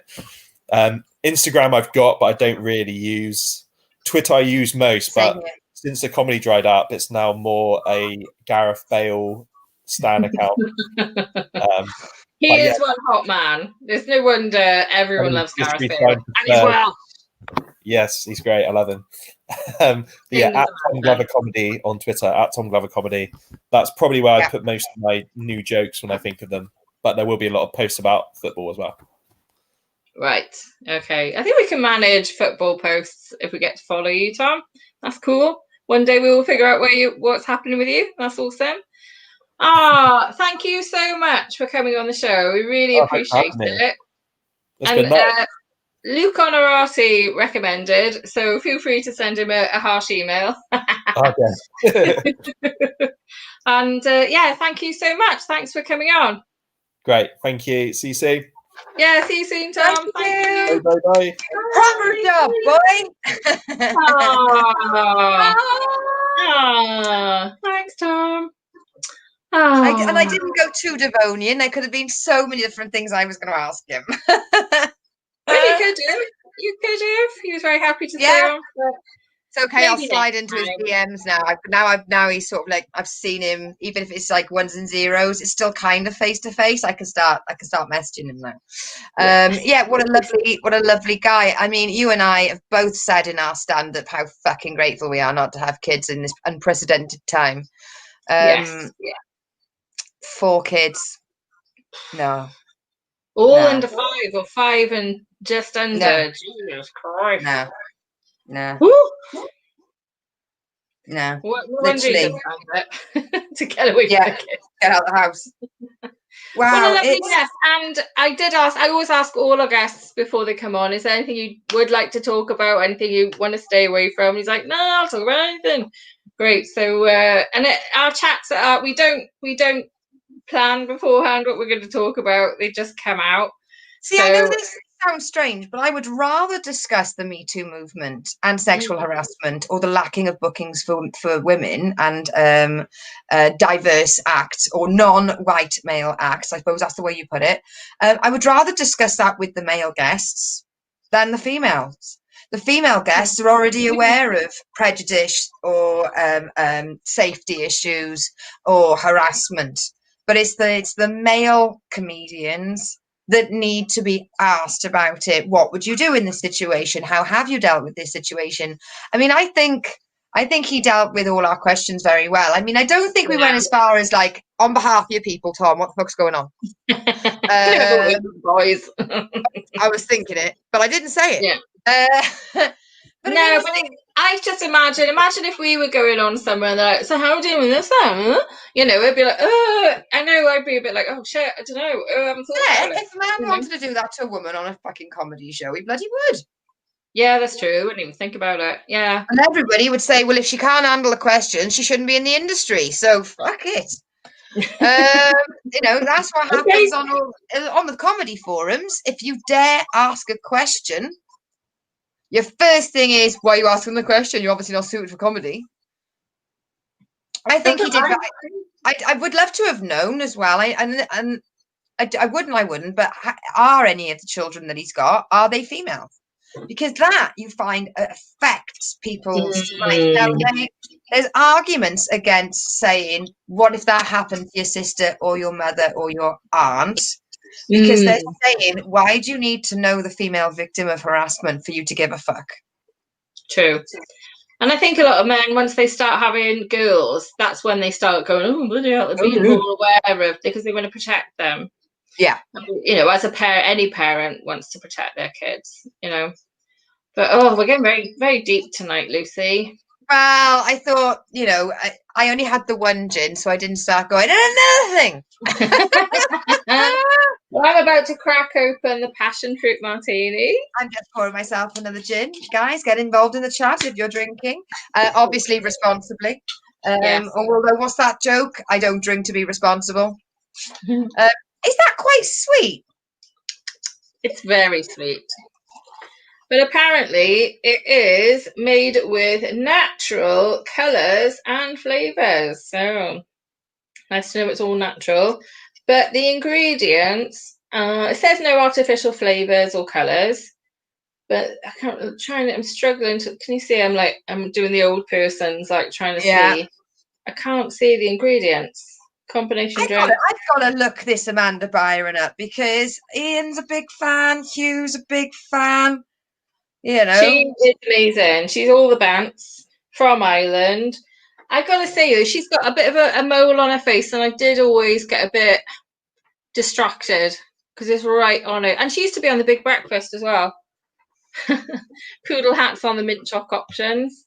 Are you on a diet, Poodle Hat? Are you doing Slimming World? They all drink options, isn't it? And for viewers and listeners that are not from the UK, that's a hot chocolate drink that's low in calories. Rainy, from me saying mint chocolate.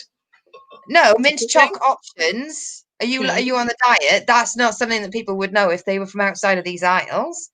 So stick there. Right. I don't want to assume our audience are idiots, but you crack on. Hey, for our Nigerian listener who is listening and learning English, what if one day somebody offers him a mint choc option and he turns it down and offends somebody? You know, it's he's like, I'm not on a diet. Exactly. He's the last thing I need to diet. I've just come all the way from Nigeria. Right. Amanda Byram. I'm looking her up now. Oh, okay. She used to go out with Patrick Kielty, and they were a thing for years and years and years. Like, they were going out with each other for like 7 years, and then she got dumped. And he then met and married Kat Deely. Can you imagine? I think they were engaged as well. Well, Kat Deely and Patrick have been married now for almost 10 years and have got 2 kids. But they knew each other from the very beginning of their careers, but they were just BFFs. They were in the friend zone. BFF. It's really lovely stuff about how they got together. But Patrick Kielty, I mean, talk about punching above. He's gone 2 for 2 there. Well, yeah. But I And would. you'd admit that as well. I mean, I bet there Jesus. was crossover. I bet there was crossover. There always is. Not that I'm. The Parma Violet Cider is making her a little bit Another thing. Harry Ray says he needs another coffee because, quite frankly, who else is going to stay up for the next 8 hours watching YouTube? We read your posts. Ian Yeah. is saying it's a treat after 6 months of water and tea and a little alcohol. I'm sort of on a diet, but just regularly eating healthy. Yeah, well, everything in moderation, love, including moderation. I can't do moderation. I have to tell myself none today. Although I had cake today because of my mum's birthday. You know, Oh, birthday cake's different. Well, Right. we didn't. Well, anyway, sorry. I was going to say we need to move on to the third section of our show, Which we haven't even mentioned yet. No. Lucy, Ray's put, did you buy Misfit Toys? And if so, was it any good? Yes. It's a really great show. It's another product from Joke Pit Live. So it's one of our peers. Can I just say, last week we were a bit shocked, weren't we? We were like, bloody hell, because I don't know how Facebook works, but it showed that we had like 48,000 views. And I know Facebook show a view as being 3 seconds or more, so you probably scroll past 48,000 eyes, and then people are like, I don't know. Who knows? We could have had 48,000 people come back and watch us. Who knows? Which was like, oh my God, that's amazing. But we did have a lot of audience members last week. Why have I waffled on about this now? I don't know, love. I think it's the Parma Violets. I definitely had a point. Did you? Yeah, that was my point. Right. So as I was looking to see, like, because when it was like 46,000, I was like, I went back a couple of days to see what's the viewage like now. And you happen to go past all the other shows. There's loads of really good shows on Joke Pit, Connecting Comedy. So check it out. And also, I was checking out the competition to go, is anyone better than us? Of course they're not. We're amazeballs. But there's loads of really good stuff on there. There's like D Maxwell. There's the other one we had. Tarot card readings, Quizzically Challenge. There's Misfit Toys. There's something for everything, and there's also the Weekly Bazaar and the Lucy Show. Yeah. And Big World Small Talk. So I mean, obviously Hugh and Ray are aware of that because I've got to the point where I won't do a show without them. I want to do a show, but I'm scared. I don't know what to do about, and I don't think I could make talking about my hair last for 2 hours. Although, well, I mean, the Lucy Show is an hour, but what I do is I have little sections. Yes. So I make it more like the one show. Right. Little sections.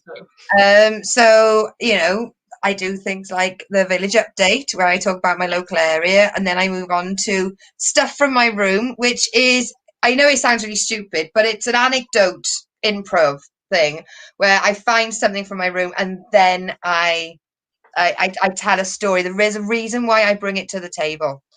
Okay.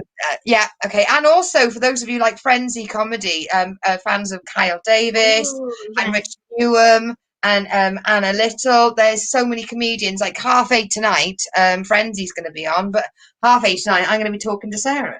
So there's so much online comedy and entertainment. If it's the one good thing that's come from this horrible, horrible time, I think it should stay. But even down to me doing Truck Stop Review, or I do a little quiz section. There's so much you can do. What would you sort of want to do, Sarah? If you could do. This is where I get stuck. You could try and do cooking. You could try do cooking. I could try and do cooking. Let me seed my kitchen. It's minging. I could talk about being vegetarian, I suppose. Oh, and my diet, whole food plant-based diet. I've lost 21 pounds so far. Wow. I know, no one wants to hear it. It's like, Really? You know, I don't know. I mean, I watch all that YouTube shit, but there are all these floaty women on YouTube who look amazing going, I've lost 70 pounds. Because they're eating all that mindfulness And I'm like, every day. it's very aspirational. I'm like, I missed that. Say it again, woman. I said it's because they're eating all that fucking mindfulness. Because they've been eating properly for days, for weeks. Oh, thanks, Harry Ray. It is amazing, but £21. But I have to say that, to be fair, 7 or 8 of those pounds were put on after lockdown. And my face was going like that. And being on Zoom calls all the time, I was like, I've got to lose weight. I'm a heart attack waiting to happen. So, you know, I mean, I shouldn't be. Can I just say as well, sorry, I'm being a little bit all over the show. They call that natural colours. It looks like I would recommend that these people put some fucking colours in there to make it look a bit more palatable than old person's wee. Can I just say that? Wee as well. Please drink more water and possibly seek the doctors.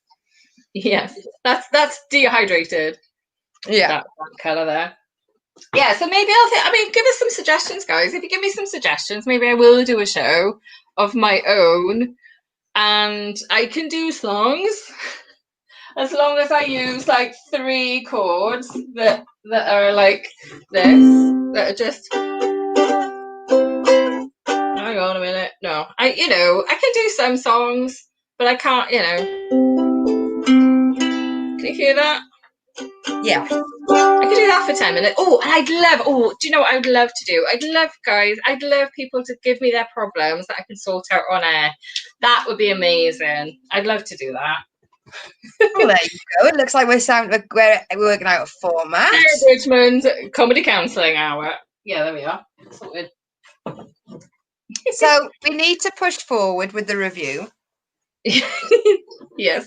Next item on the agenda. Tick. Yes, next item on the agenda. So let me just get the button ready.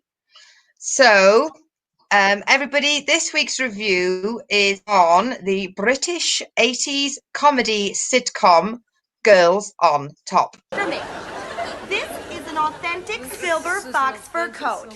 It is practically extinct. Guard it with your life.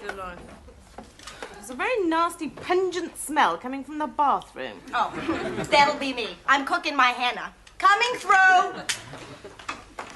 And she looked fabulous, man. Jennifer, that is facial rape. I cannot believe that sort of pornography is going on in my own home.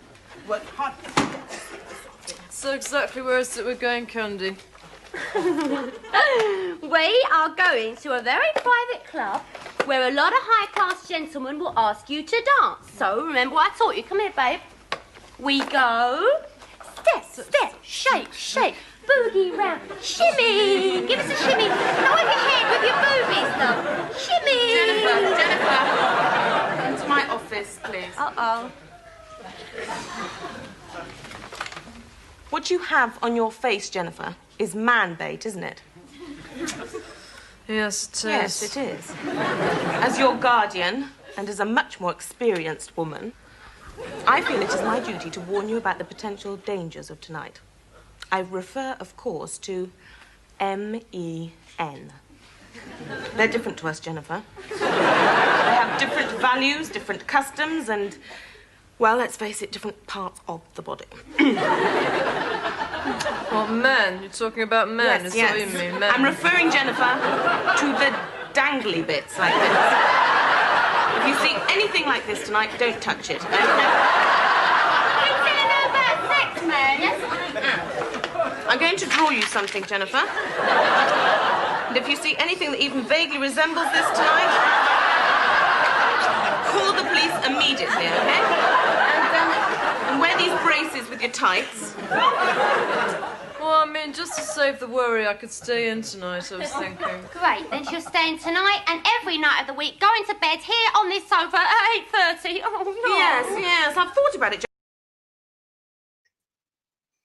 Ta-da! Hey. It was, it's quite difficult to get all 4 in the same scene.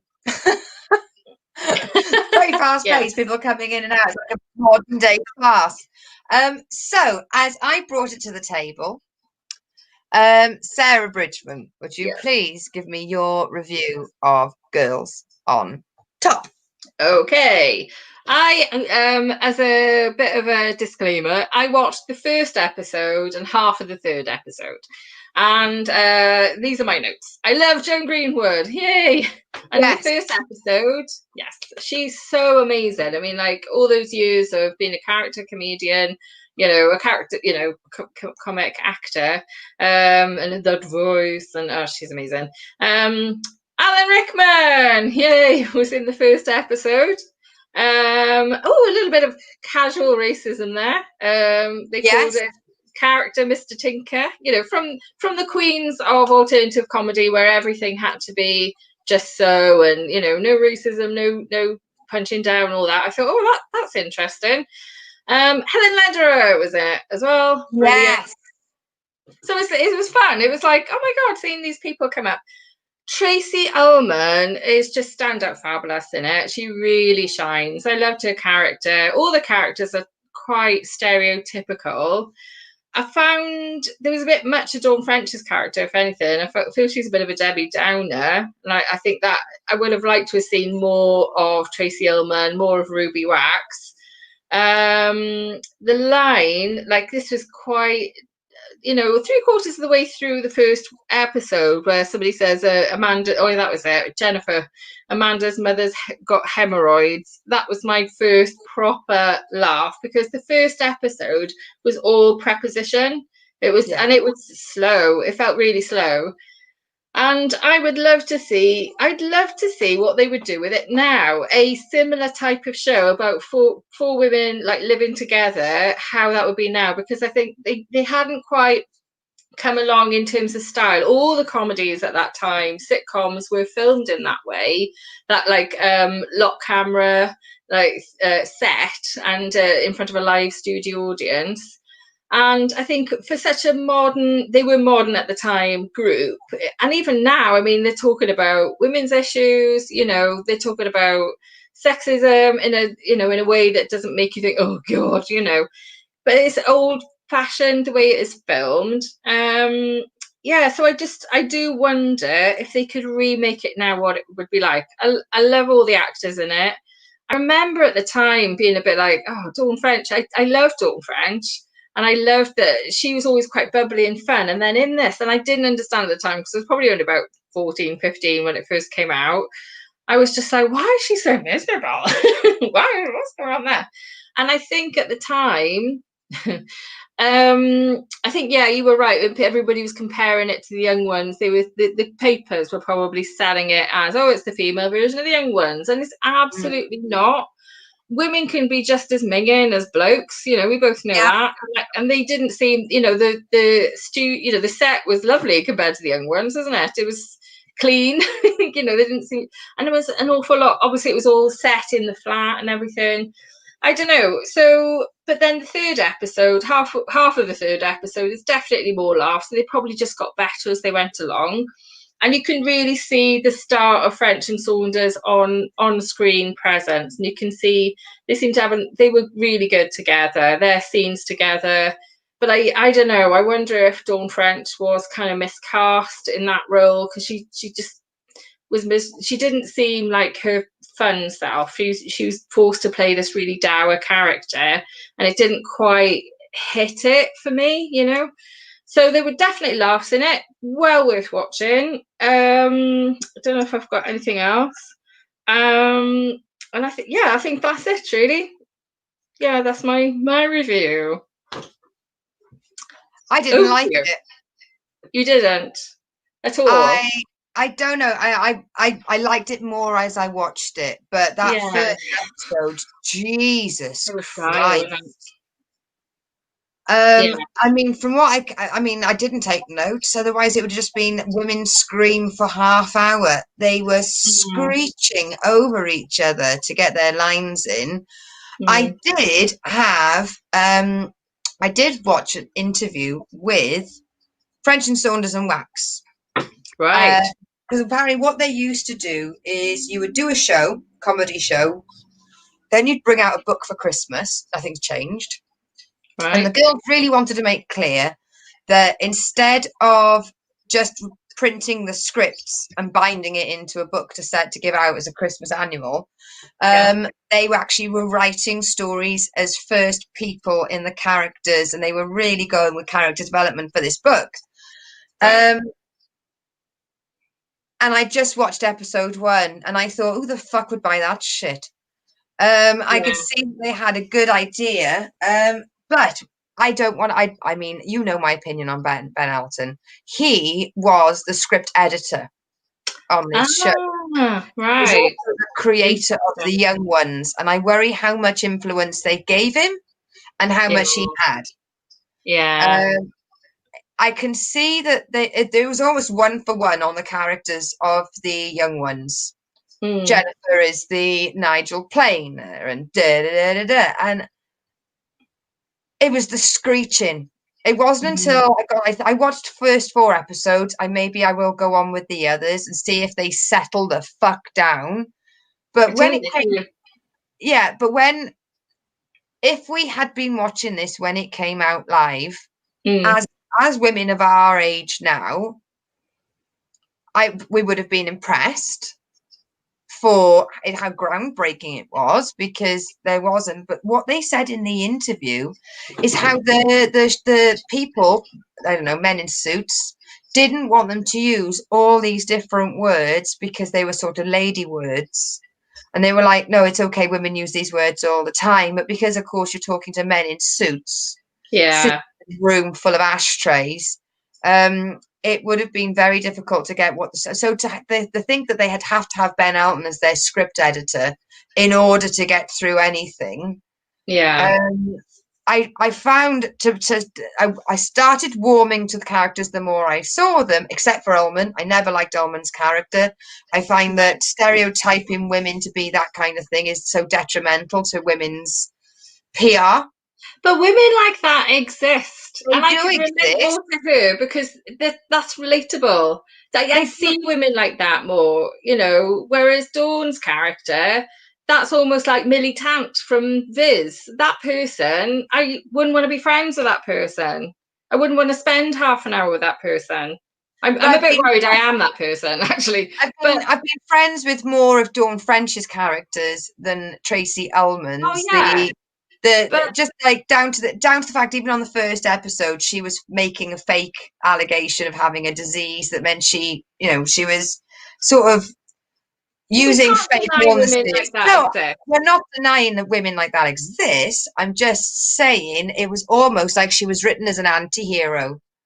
Right. And what I didn't like about it is that she was seen as like, oh God, they're trying to get rid of her. And they were trying to be quite mean about her and like, oh God, apparently she's this, that, and the other. And I'm like, well, that's not very pro-women either. I would say that's more anti-women than having a character who's a bit of a dolly bird. Yeah, I just felt that so much of it was anti-women. I couldn't quite understand how 3 women could have written such an anti-women script.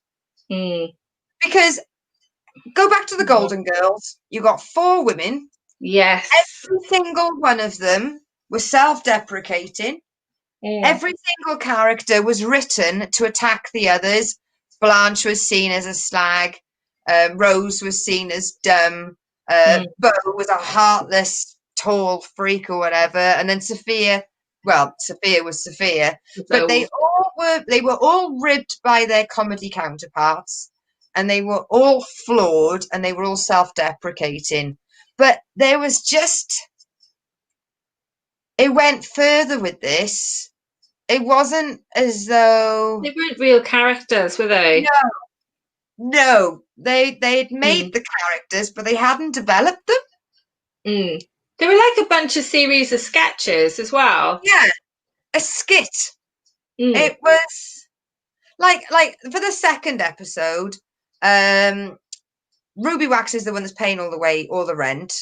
Tracy Ullman wants to be a freeloader.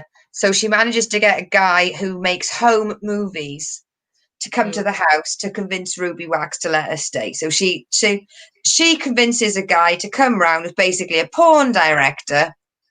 And hilarity ensues.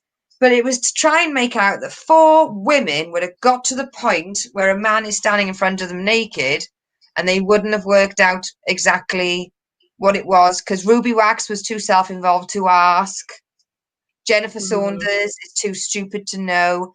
Almond didn't realise. She thought he was just into movies. The characters were this deep. Yeah. I don't think they were that deep. No. They were paper thin.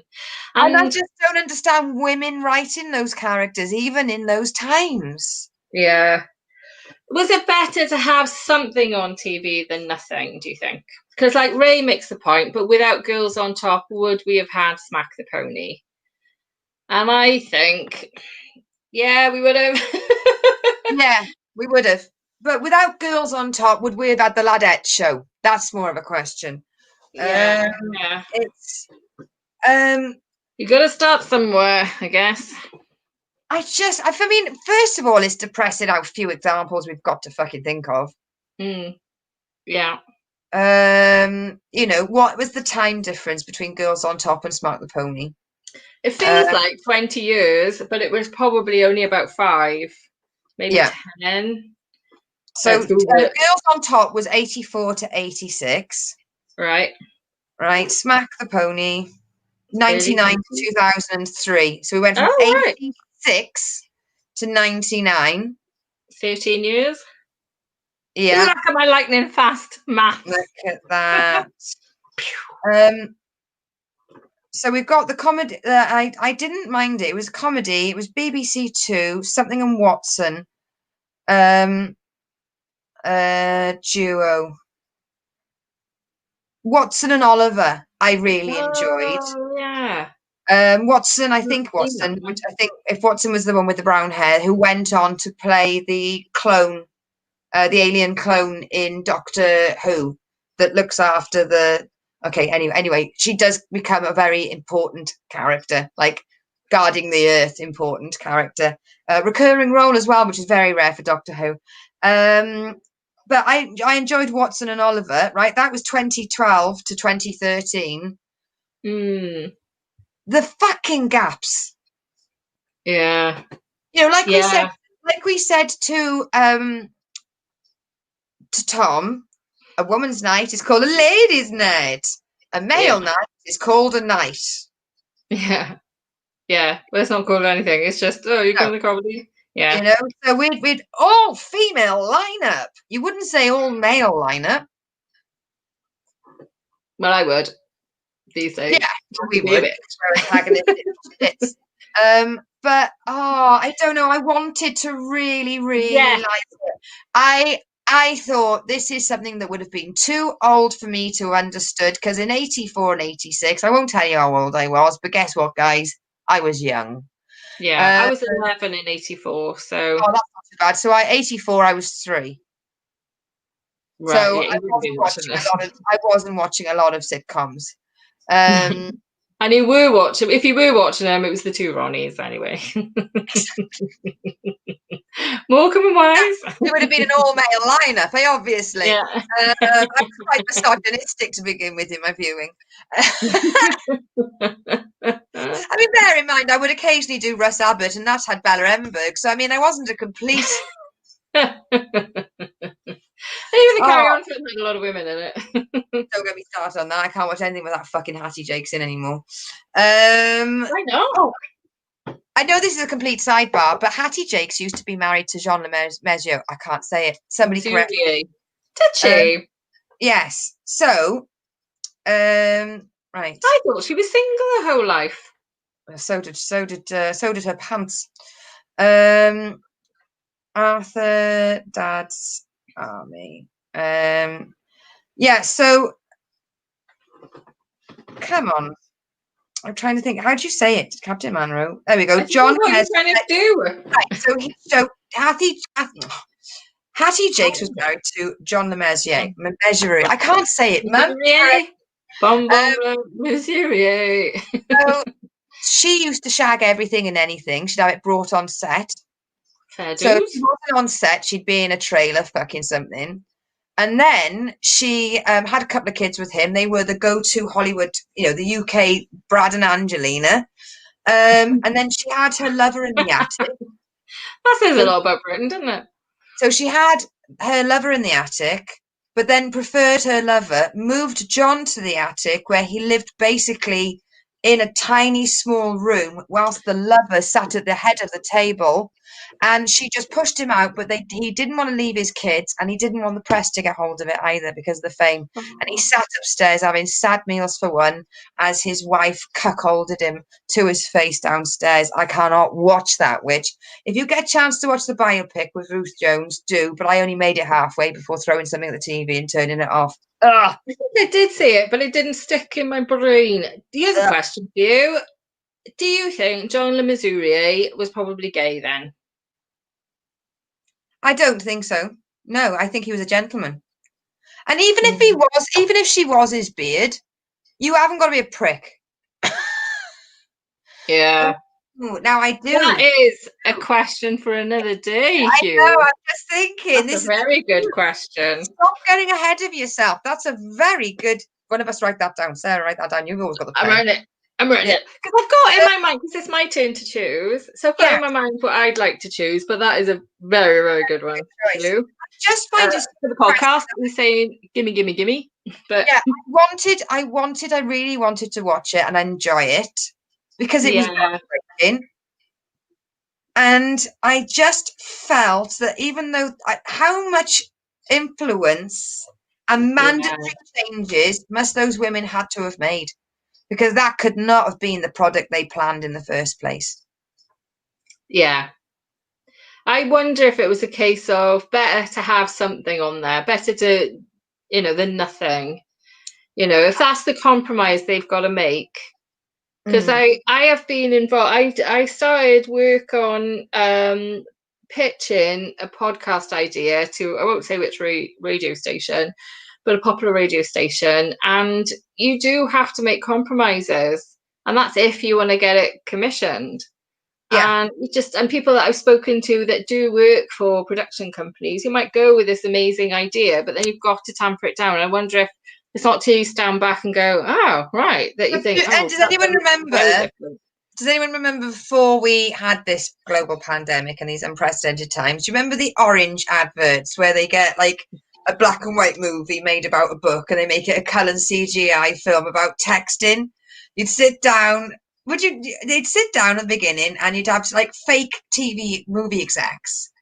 And they'd have a really famous actor and go, I've brought you a book about love letters in the Second World War. And they're like, brilliant, let's make it text messages. And he's like, yeah. It's God, you remember so much stuff from ages ago. Well, I'm getting ready for when I've got dementia. What, next week? All right, my lovely. Would you like to know what I'm just to finish off on that? I'm in total agreement. I think whenever it's your suggestion, I don't want to go in and go, it was terrible. I'm the same as you. I just wanted to love it. I wanted it. And you know what? I might make myself sit down and watch more of them to see if they got more control. Well, that clip was so much funnier than any of the stuff that I saw in it. And I went, that's just it. I took that clip from episode 4 because I kept scrolling forward to get 4 of them in shot at the same time. And that one clip was funnier than episodes 1, 2, and 3 put together. Interesting. Maybe it's worth just doing the second series then and not bothering with the first at all. Yeah, well, what I'll do is so expect a sync update. I will struggle on with it, and I will let people know whether or not you should just get a rusty spoon and go for your eye sockets, or do they put it on their if you're gouging out your eyes, you don't want to give yourself blood poisoning as well. All right, would you like my suggestion now? Go for it. Okay, I'm very excited about this. This is a show that I discovered only last week. and I've probably given the game away already if you look at certain bits of my social media.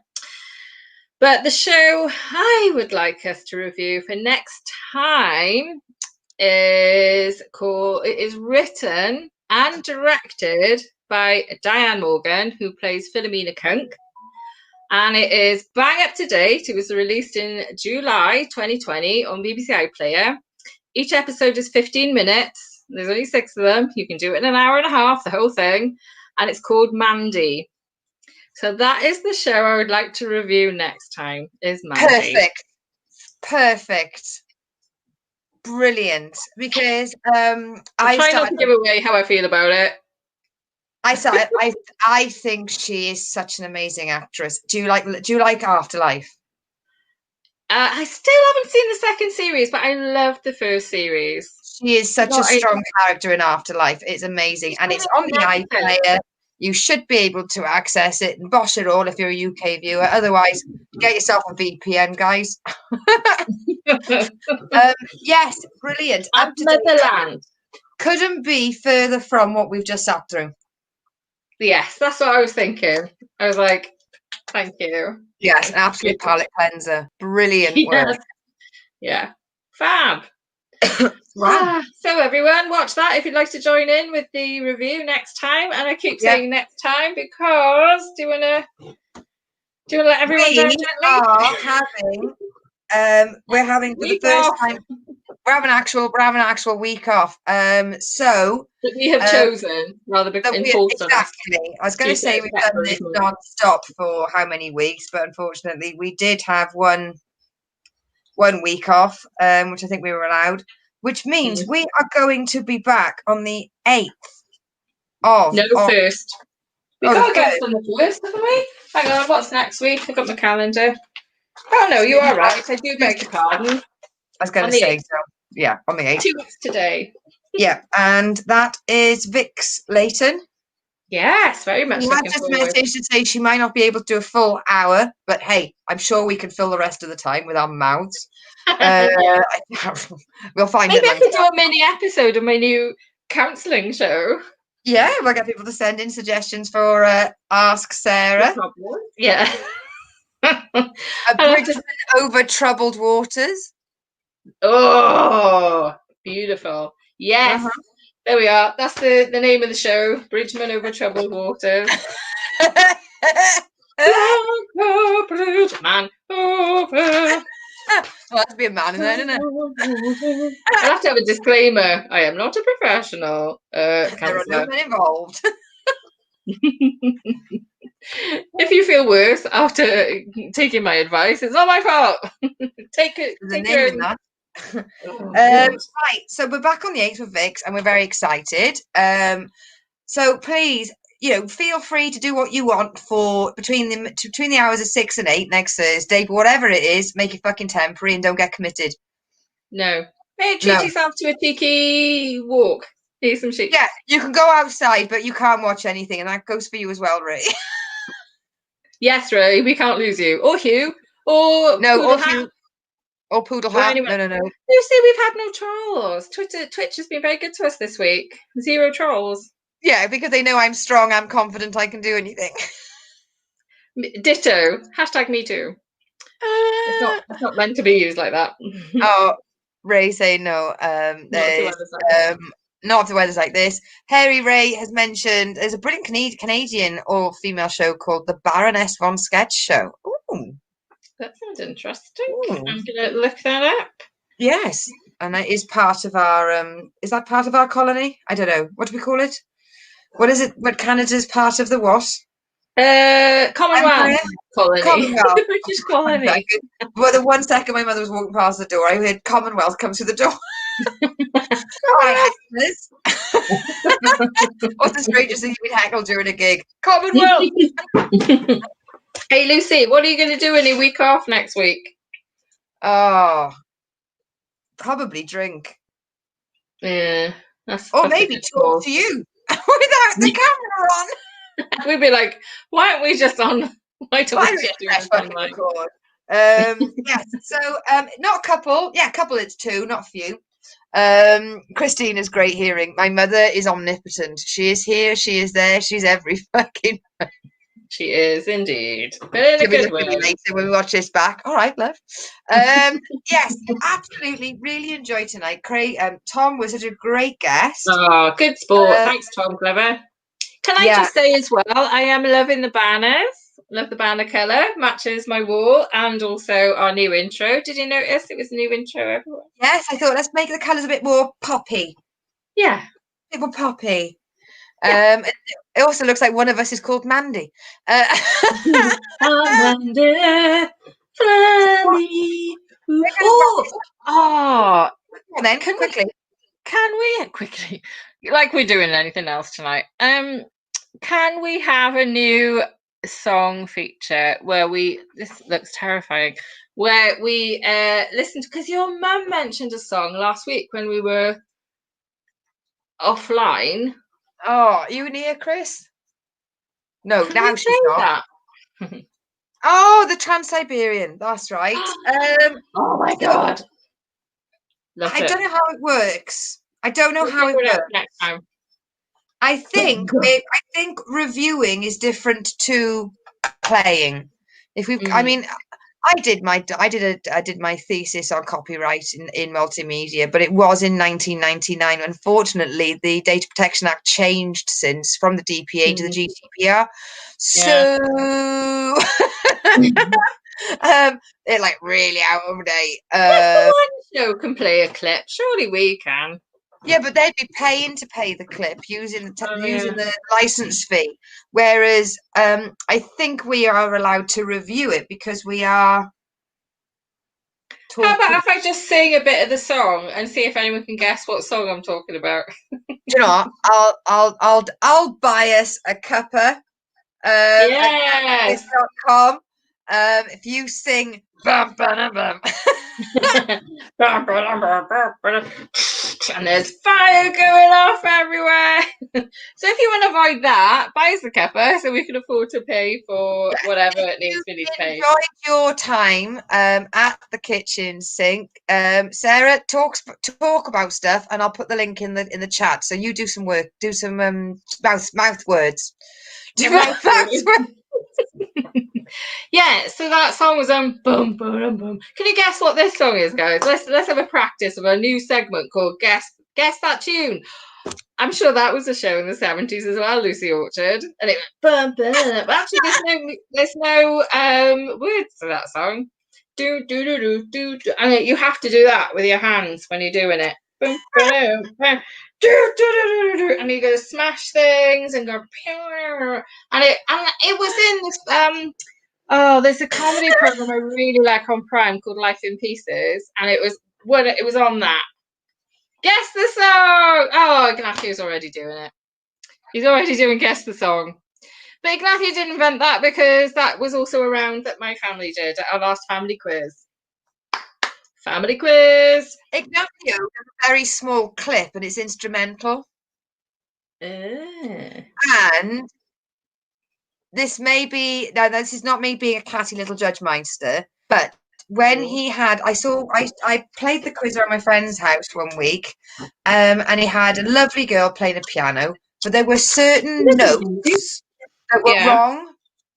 Oh, was that copyright interest? Don't know. Because unfortunately, I was around the house of two musicians, and they were playing the song, and I looked at their faces, and they were like, "Oh, oh!" I didn't hear it. Over here, I was having a jig and a lovely time, and they were like, "That was wrong. That was wrong."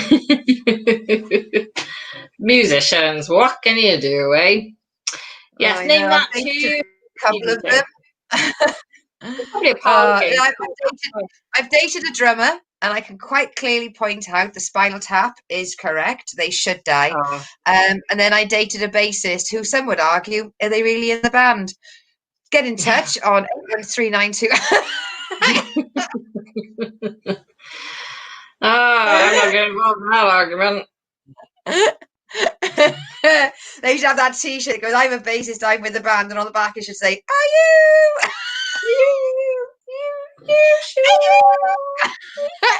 Well, then Mark Kermode is a bassist, and he is one hot guy. Yeah, because he really plays the bass well when he does that radio presenting. He does it. He's in a band, and he mentions that he plays the bass. So Yeah, but Can't- is he in a band because he's a famous white male? no, he's been in the band for donkey's years. Hugh Laurie Before he and was famous. oh, the biggest excuse for being in a band who shouldn't be. 2 words: Jeff Goldblum. Oh god, yeah. He's released his own album. Yeah, that's called "When Execs Say Yes and They Shouldn't." Yeah. Except on Rogue. Now, Yeah, Execs Hugh Gone Laurie Wrong. is in a band, and that man is not only a lovely person, because my company used to do his haulage, and the drivers that worked with him said that he was just a spoonful of sugar, so lovely. But he's also rather handsome, and his songs are very, very good. Should we get in touch with Hugh? Right, let's make a list, everybody. Who should we Yeah. get in touch with? All right, so we should get in touch. Are we doing a projection meeting online on air? Yeah, right. So Frank Skinner. Yes. Let's give him a shout. Kerry. Let's give him a tweet. Kerry, and do we have to Kerry. invite Rachel? I like Rachel as well. She'd have Yeah. Go for it. Rachel Fairburn. Right, so then we got who did we just talk about then? Hugh Laurie. Yes. Fuck it. Hi. Stephen Fry. I'd just like to say that Sandy Toxvid never got back in touch, but I have messaged her, and for some reason I don't understand why Ruth Maddox's not been back in touch. Rude. Oh, and I think we can say this now. Carolyn Quentin couldn't do any of our dates because she's now on Strictly Come Dancing. Can you imagine if she came? She could have come on. God, it's hard. I would have accepted half an hour of her time. I would have accepted 10 minutes of her time. We could get more than one guest on a week. We could have complete barely anybody and someone who everyone knows of or is aware of or could be aware of because they've been on telly. Come on, famous people, get your fingers up your arse. What else have you got to do? And Maxine Peake. Nah, you're right. Even my mum did that face.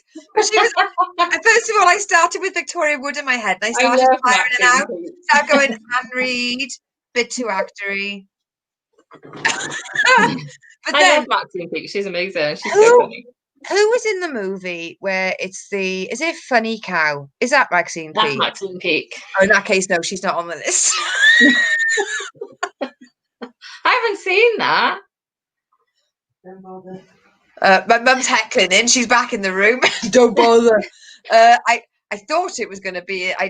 We'll keep the movie review to another time. But I definitely my expectations were here. You can't see. It was written by a bloke. It was written by a bloke. So Well, there you go. May as well writing be- about a woman act. Yeah. Do you know what? May as well have been Ben Elton the way I felt about it. Right.